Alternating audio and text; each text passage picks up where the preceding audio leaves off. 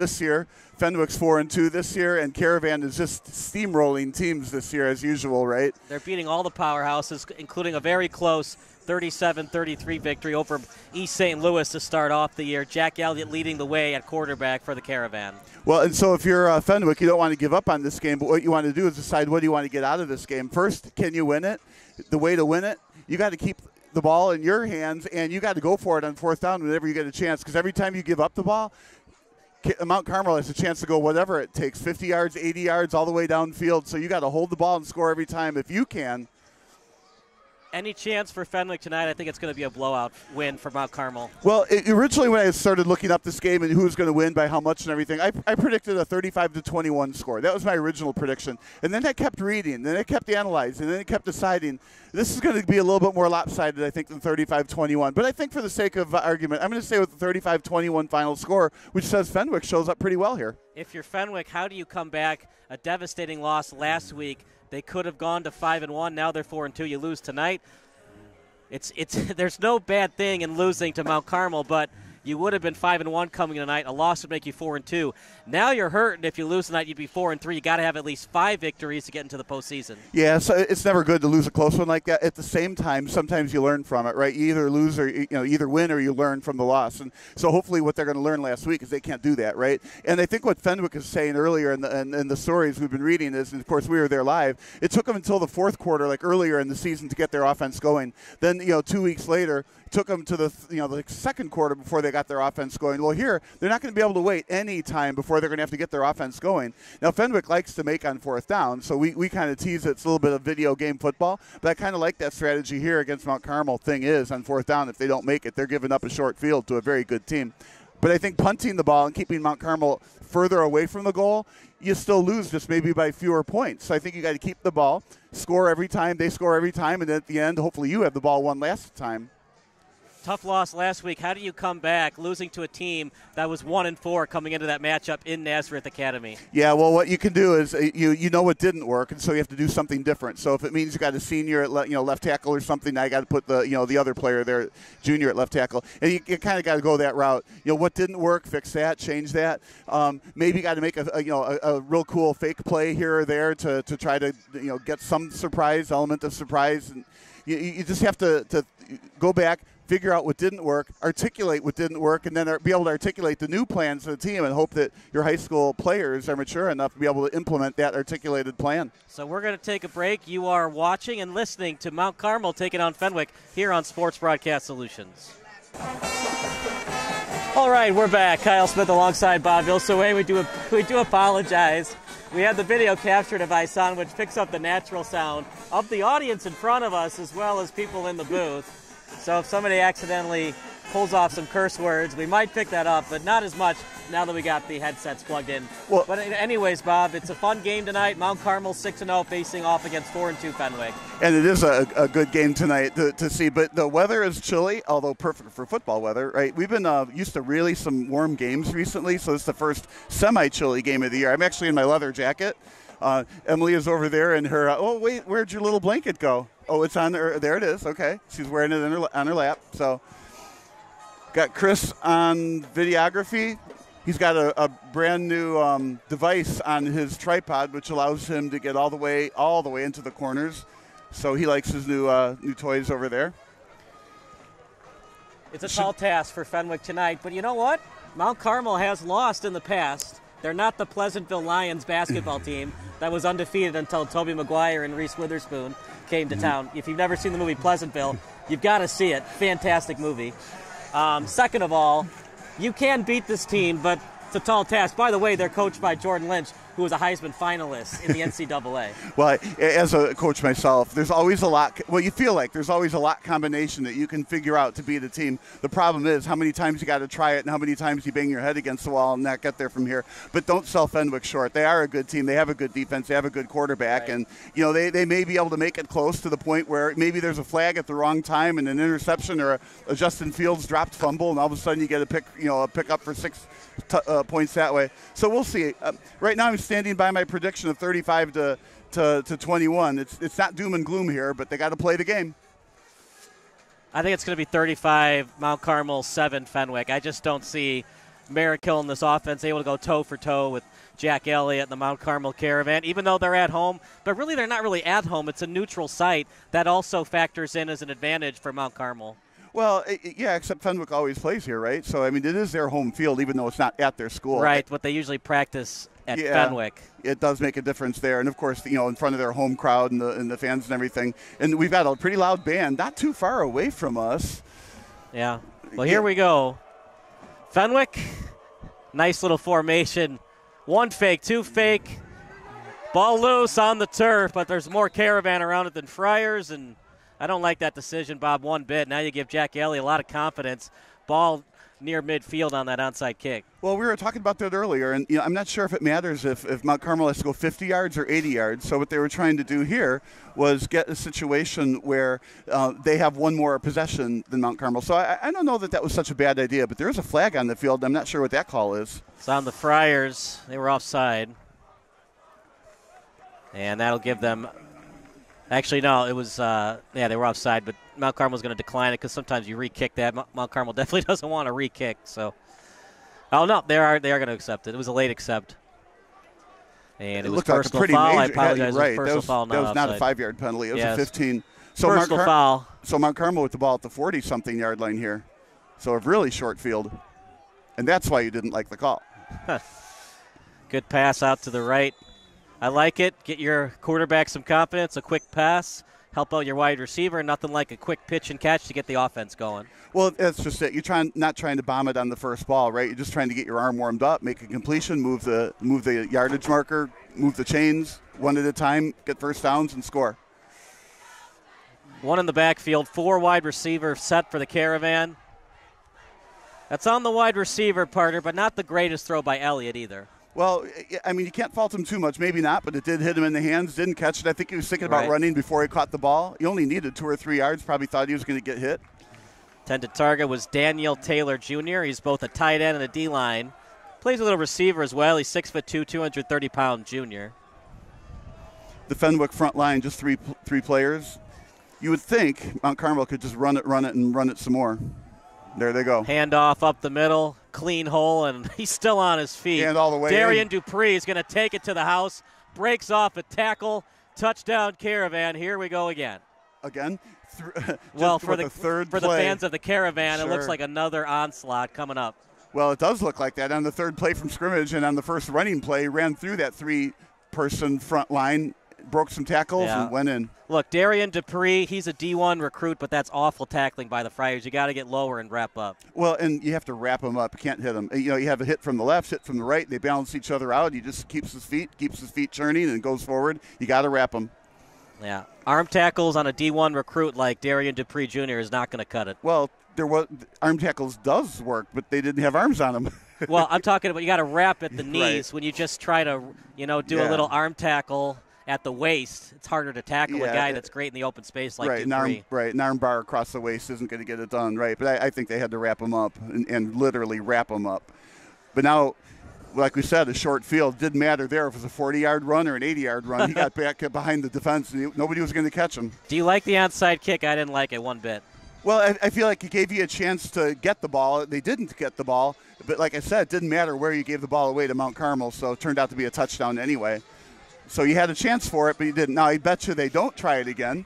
I think that was their gimmicky play for the day. Now, will the Caravan try an onside kick? Most likely not. No, they'll boot it deep. And they are with the wind. We were down on the field earlier for the pregame interview, and we could easily tell which way the wind was blowing. So they're with the wind. This will probably be a pretty solid deep kick. That would be my bet. An advantage for the Friars. There is not a place kicker listed on – nope, I lied. Louis Chepeto is listed as PK number 20. And that is indeed who's kicking. But I do not see a punter listed, so that might be an advantage for the Friars. Deep in their own territory, taken at the 5-yard line. Isn't this when you say Mount Carmel, punter? They don't need no stinking punter. Right. All right, so Fenwick with the ball now to start out for the first time. So right now, I like to view it this way. Even though they're down 7 points, the reality is they're down 1 score. They're a long way from that 1 score, though. So 11:33 on the clock. 7-0 in favor of the Mount Carmel Caravan. 1st and 10 at Fenwick's own 13. Let's see what Merrick Hill and the Friar offense can do on this very tough and stingy Caravan defense. Well, we do like Merrick Hill. Out to the right, so similar game plan for both teams. The Caravan run the zone read, spread offense for the Fenwick Friars, and quick pitch and catch, but didn't get much on it. So similar game plan. So the next pass will be to the tight end off to the left, and it'll be out of his reach, and it'll be dropped. And then the next play can be a whole, a 90-yard touchdown run. I don't know what the hell just happened. Yeah, something happened. There's the equivalent of the dropped pass. Instead, just threw it out of bounds. So 3rd down and, about 6 yards to go? Now this is the run for the touchdown since they've got the similar game plan. 3rd and 6 for the Friars. Ball placed at the 15.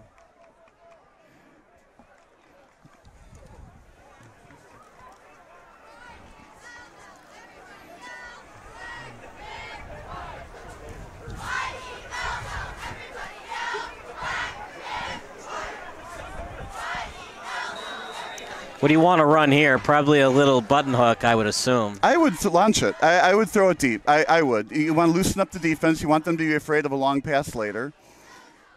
And, of course, like I've said before, I don't really like these button hooks where you go to the first down marker and just turn around. I like it when you're throwing on the move so you can lead the receiver and keep getting more yards after the catch, like this. Wide open. Nice pass as Merrick Hill on the completion of Raphael Stewart. 1st and 10 coming up. Good separation. Good way to keep the chains moving. And I like it that they're going with no huddle, keeping the same defensive players in. Dangerous pass. That could have been picked off. There was 3 Caravan around it. Yeah, only 1 in Bajorson. Right. I felt like there were more defenders than offensive players on that one. I think it would have been a good thing to fake it, look the other way, and just toss it out of bounds. Yeah, you never want to take a sack, but a pick 6 is even worse than the sack there. If it's not there, try to go to the right. And coverage sack, you live with it, but a pick 6 would have been just dreadful for the Friars. Bajorson breaks off a tackle past the 35-yard line on the tackle by Jaden Jones. Right. Now here again, they're 3rd and 2, so another kind of semi-crucial 3rd down. Every 3rd down is crucial, right? But in this case, if they don't make it, they're going to go for it on 4th down. They'll probably pass for it rather than run. We'll see. Almost offside, but getting back onside. Mount Carmel's Xander Gorman. Well, I think that was a fake blitz to make them pull, an audible out. But Fenwick is just patiently moving their players around, making the call, changing Hill the play. in the shotgun, 1 in the backfield, 4 wide receiver set. Another dangerous pass, and it was deflected away, intended for Stewart, and 4th down coming up. They don't like to punt. They're bringing in the punt team right now, but it might be a fake. Well, this is the good time to punt it. They're in their own zone, right? They're 2 yards from the first, but Stewart needed to come back to the ball on that one. He kind of waited for the ball to get to him, and that gave the defender time and the space to knock it down. 4th and 2, partner. Do you consider running Wildcat? I would punt it. If you're in this formation, punt it. Little line drive kick. And it'll take a friendly Fenwick roll, and it'll die just past the 35-yard line, so they'll mark it at the 34.5. 1st and 10 for Jack Elliott and the Caravan. They are 20-0 in their last 20 games. I do like the Fenwick drive there. You call it a drive, right? It was only 1 first down and then 2 yards short of the second to first down. Wasn't so bad, though. It's a good start. Hill has a good arm. They were quick passes, play action there at the end. Fenwick's got, Mount Carmel's got some very, very quick defenders.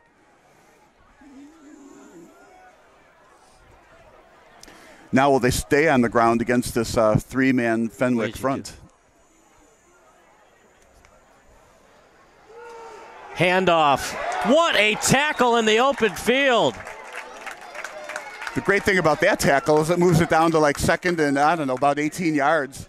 So this is the place where you got to stop Mount Carmel. You get 2 more stops, they don't get the first down. You should expect a punt and to get the ball back, still down by a score. Yeah, great job penetrating the pocket by Aiden Burns. 2nd and 18 at the 27. When I visualized the run, I was thinking right up the gut, up the middle, not wide like that. But, that's what Fenwick does. With only 3 down linemen, they can chase those wide runs easier. 2 in the backfield. And in the pocket is Elliott over the middle. Oh, my goodness. How did he hang on for that one as it was caught by Darian Gillian?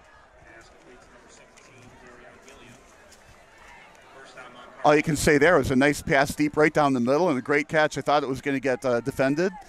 Fenwick had an arm in the middle of the breadbasket there, but he caught it anyway. First down. Real nice first down on 2nd and long. 1st and 10. Handoff.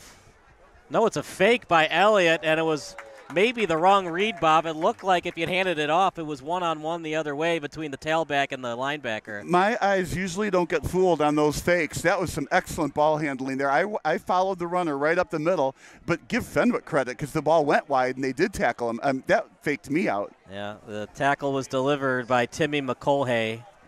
Timmy Mulcahy. I don't know. Mulcahy? Probably, yeah. We didn't get a pronunciation guide before the game. 2nd and 10, screen pass. They get a couple. Ooh, that was a dangerous hit. That could have created an injury. That was it was a solid tackle at the thighs. Right, it's a legal hit, but yeah. It's just a dangerous hit because you always hate to see those Nick Chubb injuries. They're part of the game, but it does stink to watch it. Yeah, I feel like the referee gave him an extra yard or two after that catch and hard tackle, but, there's forward progress, and you do get that. But right. So anyway, 3rd and 3 or 4. Yeah, 3rd and 4. Right, I'm hoping that they don't get the first down. I'm just, if no other reason, I just want to see what Mount Carmel does on 4th down past midfield. 3rd and 4, ball placed at the 42. Showing blitz of the Friars. Running in motion for Mount Carmel was Jake Kazi. 1st and 10 for the Caravan and more. Well, we have a flag out here, so I don't know yet where that's going to play. Well, I didn't see the infraction myself. Here's the replay right now. And there's a false start on the Caravan. Surprising that the refs couldn't break that up sooner, but it was a quick jet sweep play. Still, the refs got to be a little bit better of blowing that dead right away when it's a false start. Yeah, I didn't see a false start. Neither did I on the replay, but break for the Friars and see what Jack Elliott and this Mount Carmel offense, 6'0", 205-pound quarterback. 6'0" sounds funny.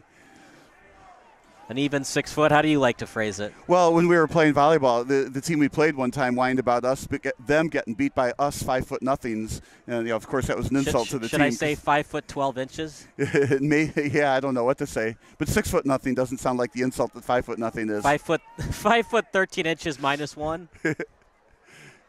3rd and 9. We have to do algebra equations to get the right height. the quadratic formula. Yeah, right. Whip that one out. What's that? I don't even remember it. Can't come close. My son would know it. They're picking up the false start flag. Yeah, I don't get that either. But you know what? We didn't see a false start either. So. You see, I don't like that though. Even if you blew the call, you got to stick with it. No. You're speaking as if you're a trained and certified umpire in baseball. If you're right next to the play and you saw a false start and then you talk it over, there wasn't a false start. But if you're closest to the play and you called it, now there are Fenwick fans that are not happy that you changed the call. It changed the complexion of the game. Well, it's a first down now. Right, it was 3rd and 9. Great job by Elliott on the fake. 1st and 10 for the Caravan on the QB sneak. Well, where I'm going with that, I still don't know what happened on that play, but that wasn't 5 yards against Mount Carmel. It turned out to be 5 yards and a first down against Fenwick. It's a huge difference on the play. Jackie Elliott, when he was asked by the Chicago Sun-Times, he said this program is very unique. They get up at 4 a.m., bloody and dirty, and winning football games. They beat East St. Louis, who was a powerhouse in their own right in 6A. Yeah, like a powerhouse every year. 1st and 10 at the 21. Shotgun formation for the Caravan. Handoff up the middle. It's read well by Fenwick. Stuffed right at the point of attack by the Friars. I'm amazed how stout that defensive front three is of Fenwick. They did make a good stop there. 2nd and long. Mount Carmel, these plays look more like RPO. The quarterback is taking a long time to decide whether he's going to hand that ball off or not, making the read and deciding what to do next. Yeah, it's a zoned read offense. Very interesting because most offenses we've seen thus far, Bob, are the spread. One in motion, handoff up the middle, stopped by Nate Marshall. Many schools interested in him, including the University of Illinois. Well, and that's the question. University of Illinois being one of them. Do they want him on defense or offense? He can play offense, but his best position is definitely D tackle. He can play a little DN too. That was a great stop. Again, that 3 front linemen of Fenwick getting it done again on 3rd down now. So if you're Mount Carmel, are you aggressive or a little conservative? Help out your kicker here. Tipped over there. Oh, no. That's going to be 5 yards. Well, now you're aggressive because it's 3rd and 5. But what I was going to ask you, it's 3rd and 10. You're already up 7-0. You also maybe want to give your kicker some confidence. If you try to force one in a tight window, it might get picked off. You do a little 3-yard screen. You're 3 yards closer to the field goal post. That's what I was going to ask you. Yeah, but I don't kick your kicker because you want to give him confidence. And this close to the end zone, I think you go for it on 4th and almost anything. In a tight window, possibly interception? Well, I'm not looking to get intercepted, but I think you're in 4-down territory so here. Just give it to your playmaker in space. Hopefully you can get the 10 yards. But right, and if you're 4th and 10 or something, then you go ahead and kick. But I'm not going to give it to the kicker just to say, okay, I need to boost your confidence, make this kick. Rolls over to the right. It was a pretty good pass. Not the greatest one, Bob, but 19 and Mount Carmel's Kevin Gardner should have had that one. Yeah, you get that feeling it should have been had, but he did zip it in there, and it wasn't right to him, so he had to make a diving catch to go after it, and it just, misjudged it a wee bit. So 4th and 5, now we're going to see how aggressive they are. It looks like they're staying there with their offense. So I would kick it. Or you could also do a hard count and then call the timeout if you want. Yeah, you like that hard count. I don't think it works too often, but whatever. If you can get 5 yards one way or another to get that first down. I think it looks to me like it's almost 6 yards. I don't hate the hard count because we just don't see a lot of 2-minute drills from high school offenses. Fakes the handoff. Clean pocket. Stepping in it is Elliott. Here comes the pressure. He rolls out to the right. Coverage sack. As Elliott didn't think he was touched, the ref says you were touched. Well, and that the was sack is interesting. credited to Donnell French. Yeah, giving up and downs, but that quarterback never did hit the ground with anything that mattered. He was not tackled, but the referee decided to blow the whistle anyway, assuming he was going to the ground. But Fenwick closed that up very, very nicely. There was no open receiver downfield, or at least not right away. Held on to the ball, tried to run, and the running lane got shut down. Nice tackle. So Fenwick with the ball, their own territory, still only down 1 score. A successful defensive stand, even after about a 60 yards worth of yardage. Handoff over to the left. D'Elise with a nice run, and he's tackled out of bounds.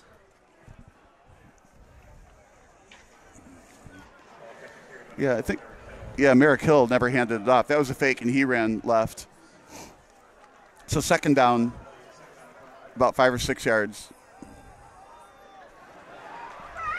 I like these short passes. The second first down that Fenwick has now in the game. Those short passes have been open. Merrick Hill does have a good, strong arm to get him there quickly. Have to be aware of the passes out to the sideline, though, that the ball has to travel a lot further, and Mount Carmel has pretty quick defenders. 1st and 10 at the 29, showing blitz of the Caravan. Handoff, stuffed by the Caravan.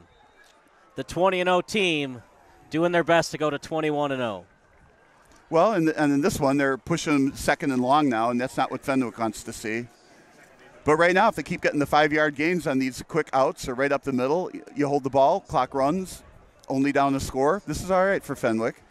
They lost 16 starters last year, returning 6 of the Caravan. Shotgun. Quarterback sneak all the way. Oh. And he is just drilled that time by Matthew Muha. Yeah, so if I'm Fenwick now, they're going with no huddle, but I would look to throw this deep again, loosen up that defense so that the short passes can be used a lot more often. Now the defenders look like they're not tight on defense. Hill with it. Rolls outside the right, almost picked off as Dylan Conway almost had the interception.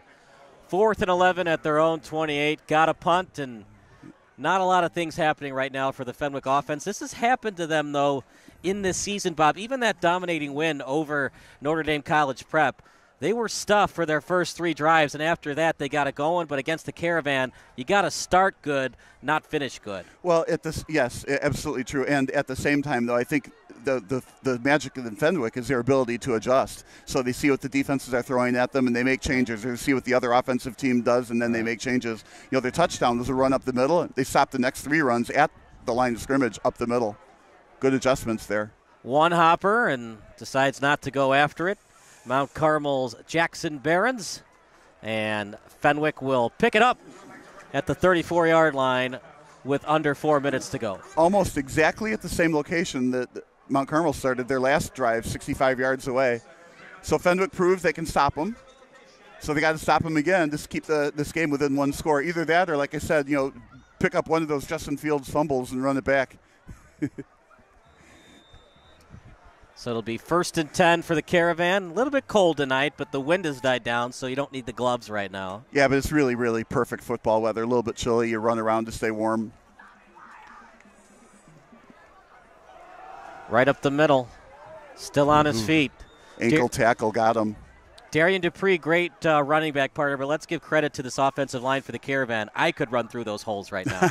Well, you wouldn't have dragged the defender, though, after you got them by the ankle. Hey, you haven't seen what I can squat. 1st and 10 at the 45. Showing blitz of the Friars. Right off the left guard by Dupree. Gets a couple of yards. Yeah, again, a good defensive stop. 2nd and, well, not exactly long, but when you don't get a whole lot of yardage on the first down, it 2nd makes it and tougher. manageable. Yeah. Unfortunately, when you had Jamarcus Russell, no down was manageable for him throwing the ball. 2nd and 7. Elliott, he runs the zone read very impressively, partner. Reminds me of when Jake Petro for Ignatius ran the triple option. Well, you are talking about 20 wins in a row here. There it goes. Right off the right guard. What a move by Dupree. Look, this offensive line is creating holes for them, but when he gets to that second level, he's hard to bring down. Well, that's the thing. I have mixed feelings on this Fenwick front line. They're fantastic, these front three, but I feel like you need more in the middle to stop this kind of attack up the middle. But they've done actually a pretty good job except for that one play. Of course, you can't go around saying except for, but they have done a great job stopping the run except for that one touchdown run that Mount Carmel had early. It's just jumping over defenders. Dupree, he's fantastic. He's trying to make the highlight film. 1st and 10 of the 39. Fakes the handoff, clean pocket. Now, did he fall down in his own accord? The ref says no. Yeah, see, I think that was a late flag. B, talked into by that referee being right in front of the bench, right? I felt like he fell down on his own. We have the replay here, but we don't know if he's going to be in the screen. Right, yeah. So, but I think he fell down on his own, and there should be no call there. So he's on the left. He's kind of in it. There's some fingertips by Fenwick's Brady Lavin, but I don't know. Fingertips. So you're saying there's some fingerprints on that call? Let's see. I think they might be bringing it back. Nope, they're writing off the yardage. Yeah, I don't like that call. And that ball was thrown before the cut was made. He made the cut, slipped, and a very late flag from the sidelines. I'm going to vote that sideline judge was talked into it by the sidelines. So it's easy for me to say. I'm way far away from it. 2:09 remaining in the quarter. 1st and 10 at the 24. It's a break for the Caravan. You know what? Break. When you win 20 games in a row, partner, it seems like the football gods sometimes are on your side. Pass over to the right. Well, I'm thoroughly convinced in some scenarios you go to a visiting location, right, and that team is a good team, right? And then the referees tend to think, oh, that team's not winning. Maybe I need to make some different calls so that they start winning. But here, this is a Fenwick home game. I'm just weirded out by that referee making a late call in front of that bench. 2nd and 5. It just seems like when Mount Carmel needs 5 yards, they get it, and everything's tough for Fenwick on offense right now. Handoff to Dupree. So he tried going over the defender again. This time he wrapped up the legs. He did a somersault on some very hard ground. That's the art of tackling, partner. What a tackle. But it's still good for Mount Carmel to get the first down. But a very painful first down. Well, he made the highlight film. That's why you don't always see players try to do that. Yeah, you understand. I'm not a fan of jumping over defenders. You want to go around them if you can. Go around them, and if you're wrapped up, keep your legs moving and get the 2 extra yards on the play. I think going over defenders, that's what happens. You end up with I'm exaggerating, but you end up with a broken neck or on the sidelines. 1st and 10 at the 11. Screen pass out to the right. Good open field tackle as it was completed to Gardner. And Lavin delivered the tackle. 2nd and long coming up. 2nd and long? Yeah, it's not 1st and goal. Right. Oh, wow. Well, it's not. I thought he was tackled right away. He got 5 yards on that? Yeah, it was not a screen pass. It was an out pass to the sideline. And a very nice, hard throw. well-coached Mount Carmel team. 2nd and 5, ball placed at the, no, 2nd and 4, ball placed at the 5. Wide open. Oh! Look, partner, it's 7-0, but it probably should be more than that. His receivers are not helping Elliott right now. Well, and he had a lot of muscle on the ball. It was thrown right behind the receiver just by a tad. But, you know, I was kind of hard on, I think it was the Fenwick receiver earlier. It hit him in the hands. This one hit him in the hands. It was a little high, but it was on the money. It wasn't like it was behind him. Well, it had to be high. I mean, you have to get over the defenders in the way, right? I think that it was just a little bit behind him, and the receiver had a lot of speed. Yeah, they're hurting Elliott right now. It's helping the Friars. Well, we'll see, 2 downs here to get this. Yeah, you'd think it would be 4-down territory, but if you do get the field goal, you're still up 2 scores. He's got room to run, trying to get the open field tackle. And he almost fumbled it, but he was down right before he fumbled. 4th and short, got to go for it. At the very least, you do the hard count. Well, I would go for it if it were me. It looks like that's what they're going to do. But I was amazed again with the ball handling. One running back went one way, one went the other, and you really couldn't tell who had it, not from this angle. Fenwick knew, but it's hard from this angle to tell. 4th down. It's a great tackle by Williams. This is a huge play of this game. 4th and 2 at the 3. Touchdown, Dupree. And who else would you give it to on that play? Little misdirection. Everyone went left. Dupree went right the middle, maybe a slight to the right. And there was a gaping hole for him to go through. I mean, if that was at the 50-yard line, that would have been a touchdown. So, Bob, if you're a Mount Carmel fan, what should your favorite movie now be? Oh, I wouldn't have an idea. You, me, and Dupree. Oh, my goodness. Okay. Do I get a 10 out of 10 on that pun or a negative 10 out of 10? I don't know. It sounds like it could be a good one. Extra point coming up, 13-0 Caravan. Straight through the uprights with time to spare in the first quarter. We'll take a quick break. You're watching the Friars against the Caravan here on SBS. No, that's just a motion graphic. There you go. Ooh, she's got the touch screen down. A couple of guys don't like us. Already? Yeah. You're good, but I seem pissed. He's not wrong. I was a little pissed coming into this game. The older guy is good, but the it might be. He's not completely wrong. The older guy is good. I love it. These announcers are god-awful. Oh, no. Oh, what's the bottom line? Quiet time for announcers. Oh. You ready? Let's bring it back. You almost don't want to see that.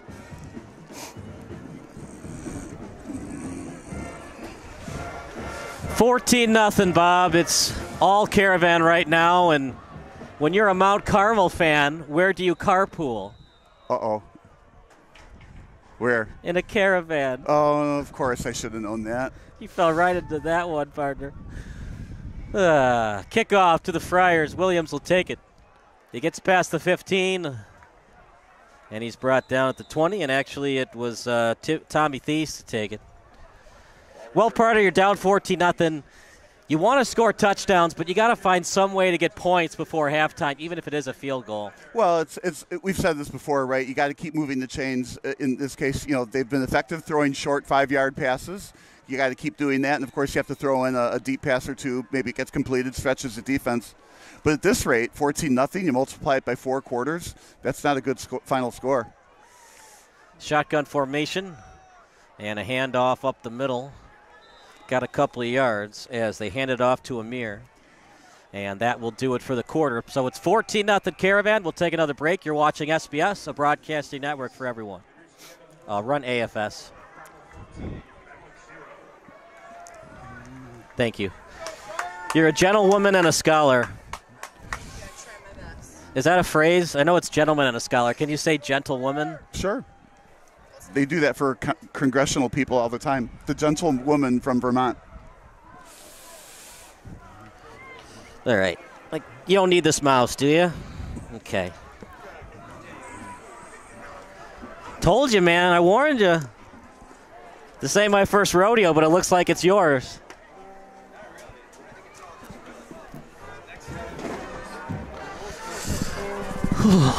Okay. It's almost time for gloves. You ready? Here we go. No. Just jump cut out. Back to the action, second quarter of action. Kyle Smith alongside Bob Vilsaway. Live chat is active on YouTube. If we don't check the live chat, you can also text us if there's a problem at 330-957-7653. Well, you got to give credit to Emily here. She's doing the technical directing job here, and of course she doesn't have gloves. She's using the touch screen. If she puts gloves on, the touch screen won't work. Yeah, there's those special gloves, like those fishing gloves where you can, place the glove and then get it off to use your fingers. Fakes the handoff.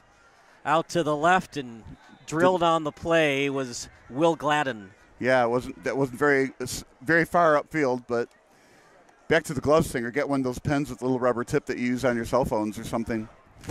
So third down, long. 3rd and 7. You assume they're going to go to Romeus, but we'll see what Coach Battaglia draws up here. Well, I think you progress through your reads. It's like you don't decide to go there. You look through the reads. If the linebacker goes this way, you throw that way. Pressure comes. He's in trouble. Hill's going to have to take the sack. Luckily hung on to the football as Jamari Chaney was doing everything he could to rip that one out. 4th and long, and nothing's working, partner. Well, do you consider something crazy like a fake punt here? Absolutely not. No, punt this, get the ball out to midfield at least. But he was looking left and didn't see the tackle coming from his right. He eluded that tackle, and then the second one got in there. But, yeah, this is a two-score game. You're punting from your own end zone. You're at least with the wind. Thank goodness for small favors. It's a powerhouse. Donovan McNabb went to Mount Carmel. Pressure comes, bad punt. One wonders if it didn't get deflected. Probably not, but, man, that was close. It's a tough job, man, being a punter. You're not really appreciated when you do a great punt, but when you do a bad one, everybody remembers your name. I'm sure there's a lot of Lions fans. I forgot the name, but I'm not a Lions fan. If you remember, the Lions were up on the Cowboys, but then the Lions punter shanked it, and Tony Romo led the offense down the field. What? Yeah, I don't remember. No, I don't remember the kicker, play, I got to punter. tell you. But, you're right. If the punter kicks it 60 yards, 50 yards, or 40 yards, it's almost like no difference, right? But if you kick it 15 yards, boy, you're remembered. You remember in the moment that he got it inside the 5, but you don't remember it forever. But if you shank that punt in a playoff game, a lot of people remember you. 1st and 10 at the 35. Interesting formation. Yeah, same ball at the same 35-yard line, but this time Mount Carmel going the other direction. Fakes the jet sweep, little flip pass, still on his feet. Open field tackle delivered by D'Elise. The flip pass to Taylor Jr. And everything working right now for Mount Carmel. Yeah, I feel like he was stopped pretty well, even though he got 5 yards, and most teams will take 5 yards on almost any play, right? But it was a good tackle up the middle. It looked like he had a gaping hole and then just got stopped. Could be a lot worse, but drop passes by the Caravan. Well, it's 2nd down here, so they're still moving. Marshall trying to get in the way of that passing lane. Taylor Jr. still on his feet. He's very shifty for a tight end. 1st and 10 for the Caravan. That was an interesting completion. The quarterback went to a sidearm delivery a la Mahomes, right, to make that. Yeah, and I'm Stafford. like, oh, man, that looked like it was ripe for being at least knocked down, if not intercepted. It works, though, partner. Remember Chad Bradford, Major League Baseball, the sidewinder? Well, Major League Baseball, it's a different story, right? Yeah. He was always, Yeah, this is definitely like a la Mahomes, right, with the sidearm toss. Not a lot of sidearm pitchers in baseball either. People make fun of it, but if it works, it works. Well, then you get the submarine ballers in baseball. 1st and 10 at the 24, handoff. A lot of room to run. Still on his feet. Eyeing the goal line. Touchdown, Mount Carmel. That was just sheer speed. It was handed off that time to Alonzo Manning the second. 20-0, and partner, if this continues, we might not see Jack Elliott and some of his offensive teammates in the second half. Well, which would be kind of a shame. It's fun to watch them. But that was a great misdirection to the left, just nothing but speed that outran the defense. Terrific play call, and outrunning the defense to the corner. Tackled like at the 1 yard line. It could lean over the end zone, and they got hammered, but touchdown still. Kick coming up. It's not looking good for my 35-21 prediction. And the PAT is good by Louis Chappetto. It's 21-0 Caravan. We're going to take another break. You're watching the Caravan against the Friars here on SBS. Run the other AFS. Okay. they paid for it, so. Nice tripod. Yeah, Eric has that.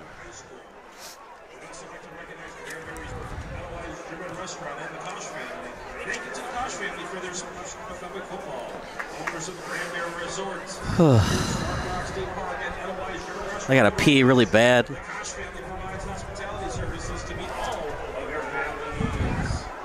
You guys warm?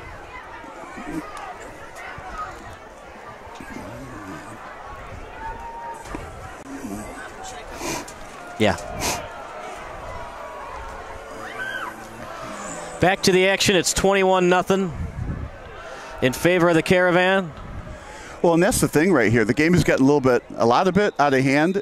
Now, it's not totally out of hand yet, so Fenwick hasn't there's not zero chance that they can win here, but down 21 early, I guess you could argue there's lots of time to go, but this is getting out of hand fast. Kickoff for the Caravan as it'll be kicked by Geppetto. And it's picked up right now by Tommy Thies, still on his feet. And he got forward progress past the 20, but not much more past that, as starting the tackle was Tristan Pusateri. Good kickoff coverage on that. I like the way he cut it back. Looked like there was room to the left, believe it or not, to his left, but then he cut back to the right where it looked like there was a hole, and that hole got closed up quickly. If you're Fenwick, do you want to run a no-huddle, try to keep these defensive backs of Mount Carmel off balance? Well, that's a great question. They have been doing that, and yes, I would continue to do that if for no other reason. That's what they've been practicing, and it is effective, and you want to try these things against good teams. Mount Carmel qualifies as a good team. Two in the backfield, clean pocket from Merrick Hill, and a little sweep pass to the left to Deal East, not going anywhere fast. They lost yardage. Yeah, it was well covered. Had no choice, partner. You can't take the sack, and he ran out of room to run to the right, so he did the sweep pass, and Mount Carmel was kind of a trick play and forced him into a tough spot and easily tackled by Mount Carmel. Well, and here's your no-huddle offense for one. But he progressed through the reads and decided the only play was open was that screen pass. Third and long. I know you don't really want to go for it, partner, but the defense hasn't stopped the Caravan all day. If you get to 4th and 7, I know you're deep inside your own territory. Do you consider going for it? Well, I think if you're down by one score, you probably do that. But now you're down by 3 scores. And I think you punt the ball as far away as you can, and you go play some defense. And you go to school on defense and learn how to stop this team.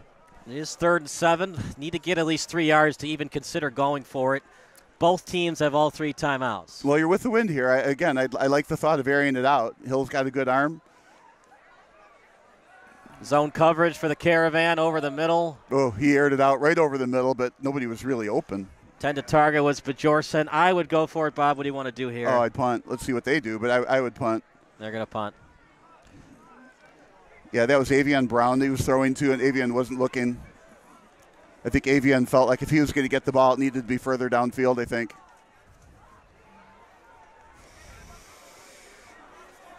Oh, it was Avian Brown. I saw. Yeah, it was Avian Brown, not Bjorsen. He covered up his number. I thought it was 6. That happens with 8s and 6s. Out at the 43 as it's played by Mount Carmel's Jackson Barons, and he'll go out of bounds past the 40.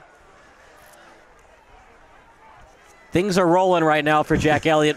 What is he doing so well running this offense? Obviously, Dupree and Manning, the second in the open field, in that second level, they're doing well. But Jack Elliott, he's also doing a good job on those fake handoffs. Well, it's fantastic ball control, first off, by the quarterback, right? So it's hard for the defense to guard against all the different options. The playbook is terrific. You got to fake one way. You got an alternate play going back the other. He's got a good arm. A strong arm, so it gets to the defender quick. You have to guard your player closer. And the running game is just unstoppable. One in the backfield, fakes the handoff. Over to the left. Good job. So that time on the tackle by Avian Brown. Yeah, see, that was only a couple of yards, right? But it was a good passing play, right? And so now Fenwick has to – I knew I was going to do that once today. So Fenwick has to – play honest defense against all the different plays, and Mount Carmel just has an arsenal of weapons. What is a Caravan's favorite type of candy? Caravan's candy. You got me. Caramel. Oh, geez. Did Emily get that one? She liked that one. The first two, she didn't laugh. I'm 1 for 3. I'm batting 33. Handoff up the middle, off the left guard now, and Alonzo Manning the second. He's pretty good two-parter. We've talked about Dupree, but Alonzo Manning the second, he's hard to bring down as well. Well, and I like the speed on that touchdown run. But that's what we were talking about, just so many weapons. Now we're going up-tempo. 2 to the left, 1 to the right, 1 in the backfield. Handoff. Nope, it's a fake. Rolling out to the right. Oh, stiff arm action. Still on his feet. Hard to bring down. Almost got the first down on the second effort, or maybe on the third or the fourth effort. But again, the ball faking, my eyes followed the play right up the middle, and all of a sudden, next thing you know, the play's going off to the right. I don't get fooled very often. They do a spectacular job with the ball handling in the backfield. 4th and 1. Shotgun. Clean backfield. 5 wide receiver set. Quick pass, bad one. Break for the Friars. I am shocked they passed it. They put 4 receivers off to the left. Clearly it was going to be a wide receiver screen, but right. I mean, with the defenders over there, I think I would just run right up the middle. And, of course, against the stout Fenwick defense, maybe that wouldn't have worked. But when you're up 21-0, you want to try something new, maybe. And also you want to have plays that you want to have confidence with later on in the season. If you haven't run that play as much, running it now in a 21-0 game, 4th and 1, because you might have to run that play later on in the season. Well, I would think from what I saw there, they better not run that play later in the season. That's not the. It looked like they were going to get the first down because he had 3 blockers. It just wasn't a good pass by Elliott. Right. Versus run up the middle for 1 yard with Dupree. Yeah. Do you think? Of course, didn't Seattle do that at the 1 yard line when they needed 1 yard in the famous game? And they threw the ball and they shouldn't have. Honestly, that was a fantastic play by Butler. He was kind of open. Kind of open. If you watch the play, Butler cut in and made a fabulous catch. He made a fabulous catch. That was the only thing that could have stopped him, right? And here's the thing: what if as the shotgun formation for Hill scans the field, wide open, caught. Oh. Too bad he had to go down to catch it. If he could have caught that on the fly, he had wide open green in front of him. But as a receiver, your responsibility is you got to catch that ball first, then worry about staying on your feet. So he did a good job catching it 40 yards downfield. Great pass. That's what I wanted to see earlier from Fenwick. Hill's got a good arm, obviously a good receiver. Will Gladden. Yeah, if he got that pass just another yard in front of Romeus, as it's unnecessary roughness. Well, I think it's Romeus because we haven't really seen Gladden a lot. Gladden's listed as 4, but sometimes Romeus switches between 4 and 14. Either way, it's Gladden or Romeus, and it's unnecessary roughness committed by Mount Carmel. Shotgun formation to Marshall. That'll Was be he interference. pushed? I don't see a flag. Probably ought to be. Well, if we're going to watch it right now on replay, it sure looked like he was pushed. Yeah, I think that should be defensive pass interference. So I guess we needed the line judge to stand next to the Fenwick bench so that they could have called it for him. Shotgun formation. Well, you could make the argument that Nate is also pushing off on the D-back in Charles Miles Jr. All right. It is again, same play. That one not a great pass from Hill. Oh, no, I'm not there. I think it was a great pass. Unfortunately, I think the receiver, right, Marshall, pushed off and then went to try to catch the ball. In that case, if he didn't do any push-off, I think he would have been there where the ball was. Well, that was a perfectly if you caught it, it throw. would have been offensive pass interference. Well, but if he'd caught it, he wouldn't have been able to push him. Right. Yeah, so that was oh, man. 3rd and 10. I like the way they went right back to the play with different receiver. Now you got to, if you're Coach Battaglia, how much confidence do you have in your kicker? But even if you make the field goal, you're still down 18. I don't think anybody's thinking kick at this point.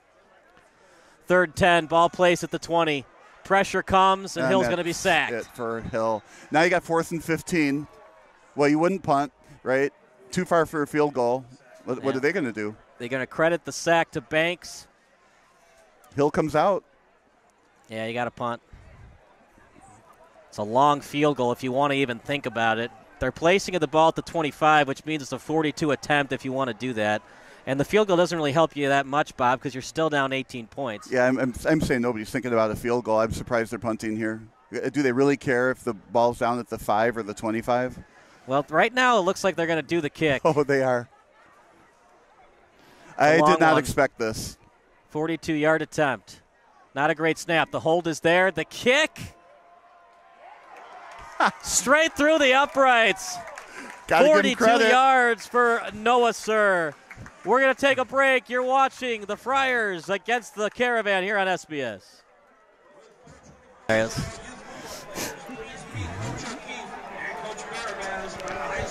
It's 21-3. Kyle Smith alongside Bob Vilsaway. Great kick by Noah Sir. The problem is they still need 3 more scores to come back on Mount Carmel. Well, at the same time, it energizes your team. You got 3 points. Sometimes a field goal like that is worth more than the 3 points in terms of confidence for your team. They did drive the ball downfield. Well, drive might be a generous word, but they got the ball downfield on that long pass. Was able to capitalize on the field goal. They were able to prove that they can score here. Looks like they're calling a timeout. Yeah, timeout Fenwick. We'll take a timeout as well. You're watching SBS, the broadcasting network for everyone. Run, change, YouTube. Then after that, run O'Sullivan's.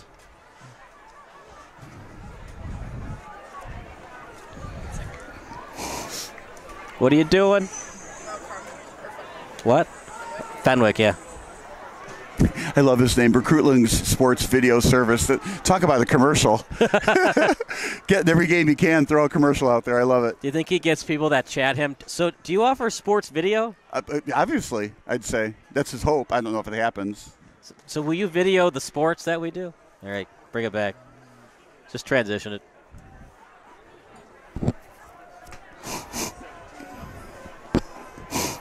No, what are you doing? What are you doing? 21-3. Well, they called the timeout, partner. I would personally do another onside kick. You need to get more possessions and minimize Mount Carmel's possessions. Well, what say you? You need 18 points, but I think they tried that once and they decided that's enough. Let's boot it and try to actually stop them. I mean, you're not going to win the game by getting 3 onside kicks in a row. Another kick. It's a little chip kick, and they fake the handoff. They run the Buffalo Bills play, and it goes out of bounds.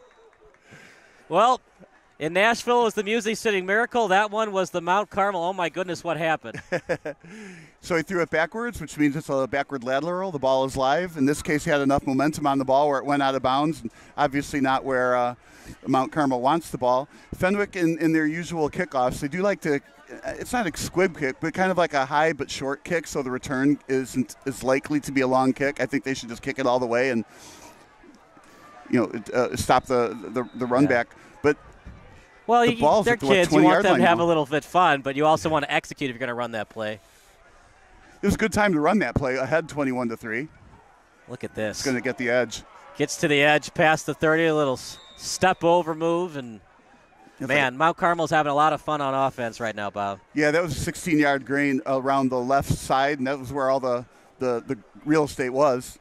Now, if I'm Mount Carmel, I think I would run right, again, where all the real estate is. Maybe you can get another 16 yards that direction.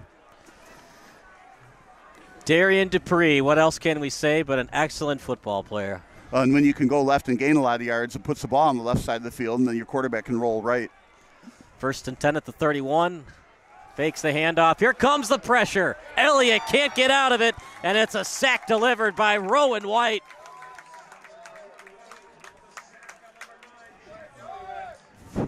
So second down? Second and long. Yeah, second and really long. If you're Mount Carmel, time's dwindling. Do you be conservative, force Fenwick to call timeouts, or do you still pass the ball? Remember, if you pass it, an incompletion is a free timeout for the Friars. I'm thinking you pass the ball, but their running game is so strong that you can pick up that first down with a couple of good strong runs from here. But if I'm them, I'm going to pass it. But now I'm not suggesting they air it out like Fenwick. I'm suggesting 8 yards out. Yeah, passes that can easily be completed. Clean pocket for Elliott. Scans the field, open man, right on target. And the ref says inbounds. So it's about 12 yards and out. Now they need the 8 yards and out, and they get the first down. Well executed. So I'd keep it in the air. Well, I mean, if he's that wide open, definitely pass it. Well, and a quarterback with an arm and clearly a brain. This quarterback has made just perfect decisions almost this whole entire game. Did not get the first, though. 3rd and 4. Ball placed at the 37. Fenwick's got 2 timeouts. If you're Mount Carmel here, partner, do not throw an incompletion if you can avoid it. Oh, I don't think they think that. Going to run it, Will Elliott to the right. He's got speed, and he'll get the first. That was the rollout I was talking about with the real estate to the right. Now they need another Dupree run to the left. So if you're Fenwick, how do you get off those blocks to contain the edge, make sure Elliott doesn't get out to the edge? Well, and that's what Fenwick does well, right? They have those 3 linemen, down linemen, that stops the inside runs, and then that gives them an extra player to stop the edge runs. That was just a great run by Elliott. Tough guy. Nice player. Right. Now, I think they'll keep it in the air. In this spot, I would run left with Dupree to get the ball back to the left side. They got 3 receivers on the left, which is where all the real estate is now. They've got plenty of time. They don't have to go downfield with this. Handoff up the middle. Hesitation move by Dupree. Still on his feet. Another hesitation move, and he's brought out of bounds. Dupree single-handedly dominating the Friars right now. Yeah, pretty much unstoppable. Well, he got the first down. That's all he really was trying to get here. I mean, of course, you want a touchdown every time you touch the ball, right? But he moves the chains.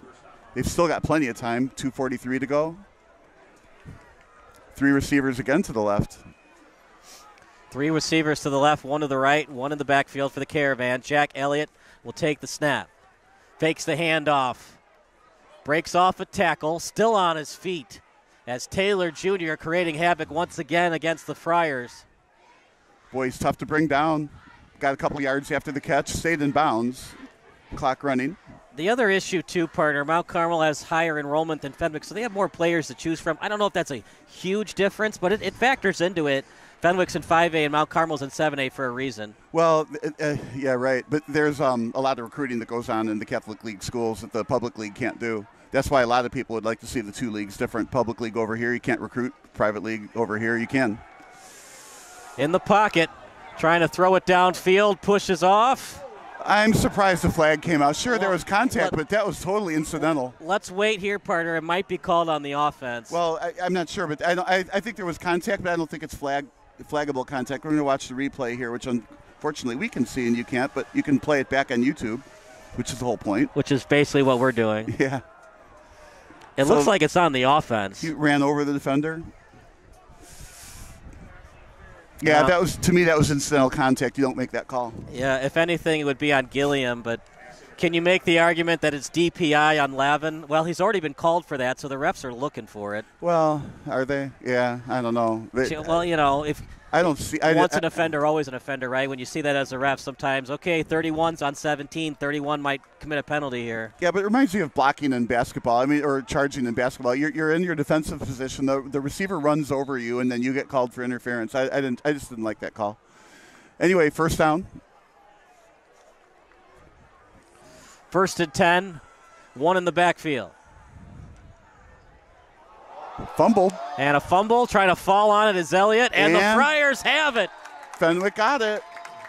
Incredible, partner. The Friars, after all that, will get the ball back with plenty of time to drive down the field. Well, plenty of time, 1:57 or 1. Remember, clock stops on a first down. You got 2 timeouts. And you got a good quarterback with a good strong arm, too. Well, let's see. They got 1 pass behind the defense for about 40 yards. But that's what the doctor ordered for Fenwick. Now they're thinking, okay, suddenly they're back in the game, even though they're down 21-3. Get a touchdown here before the half ends. You're only down 21-10.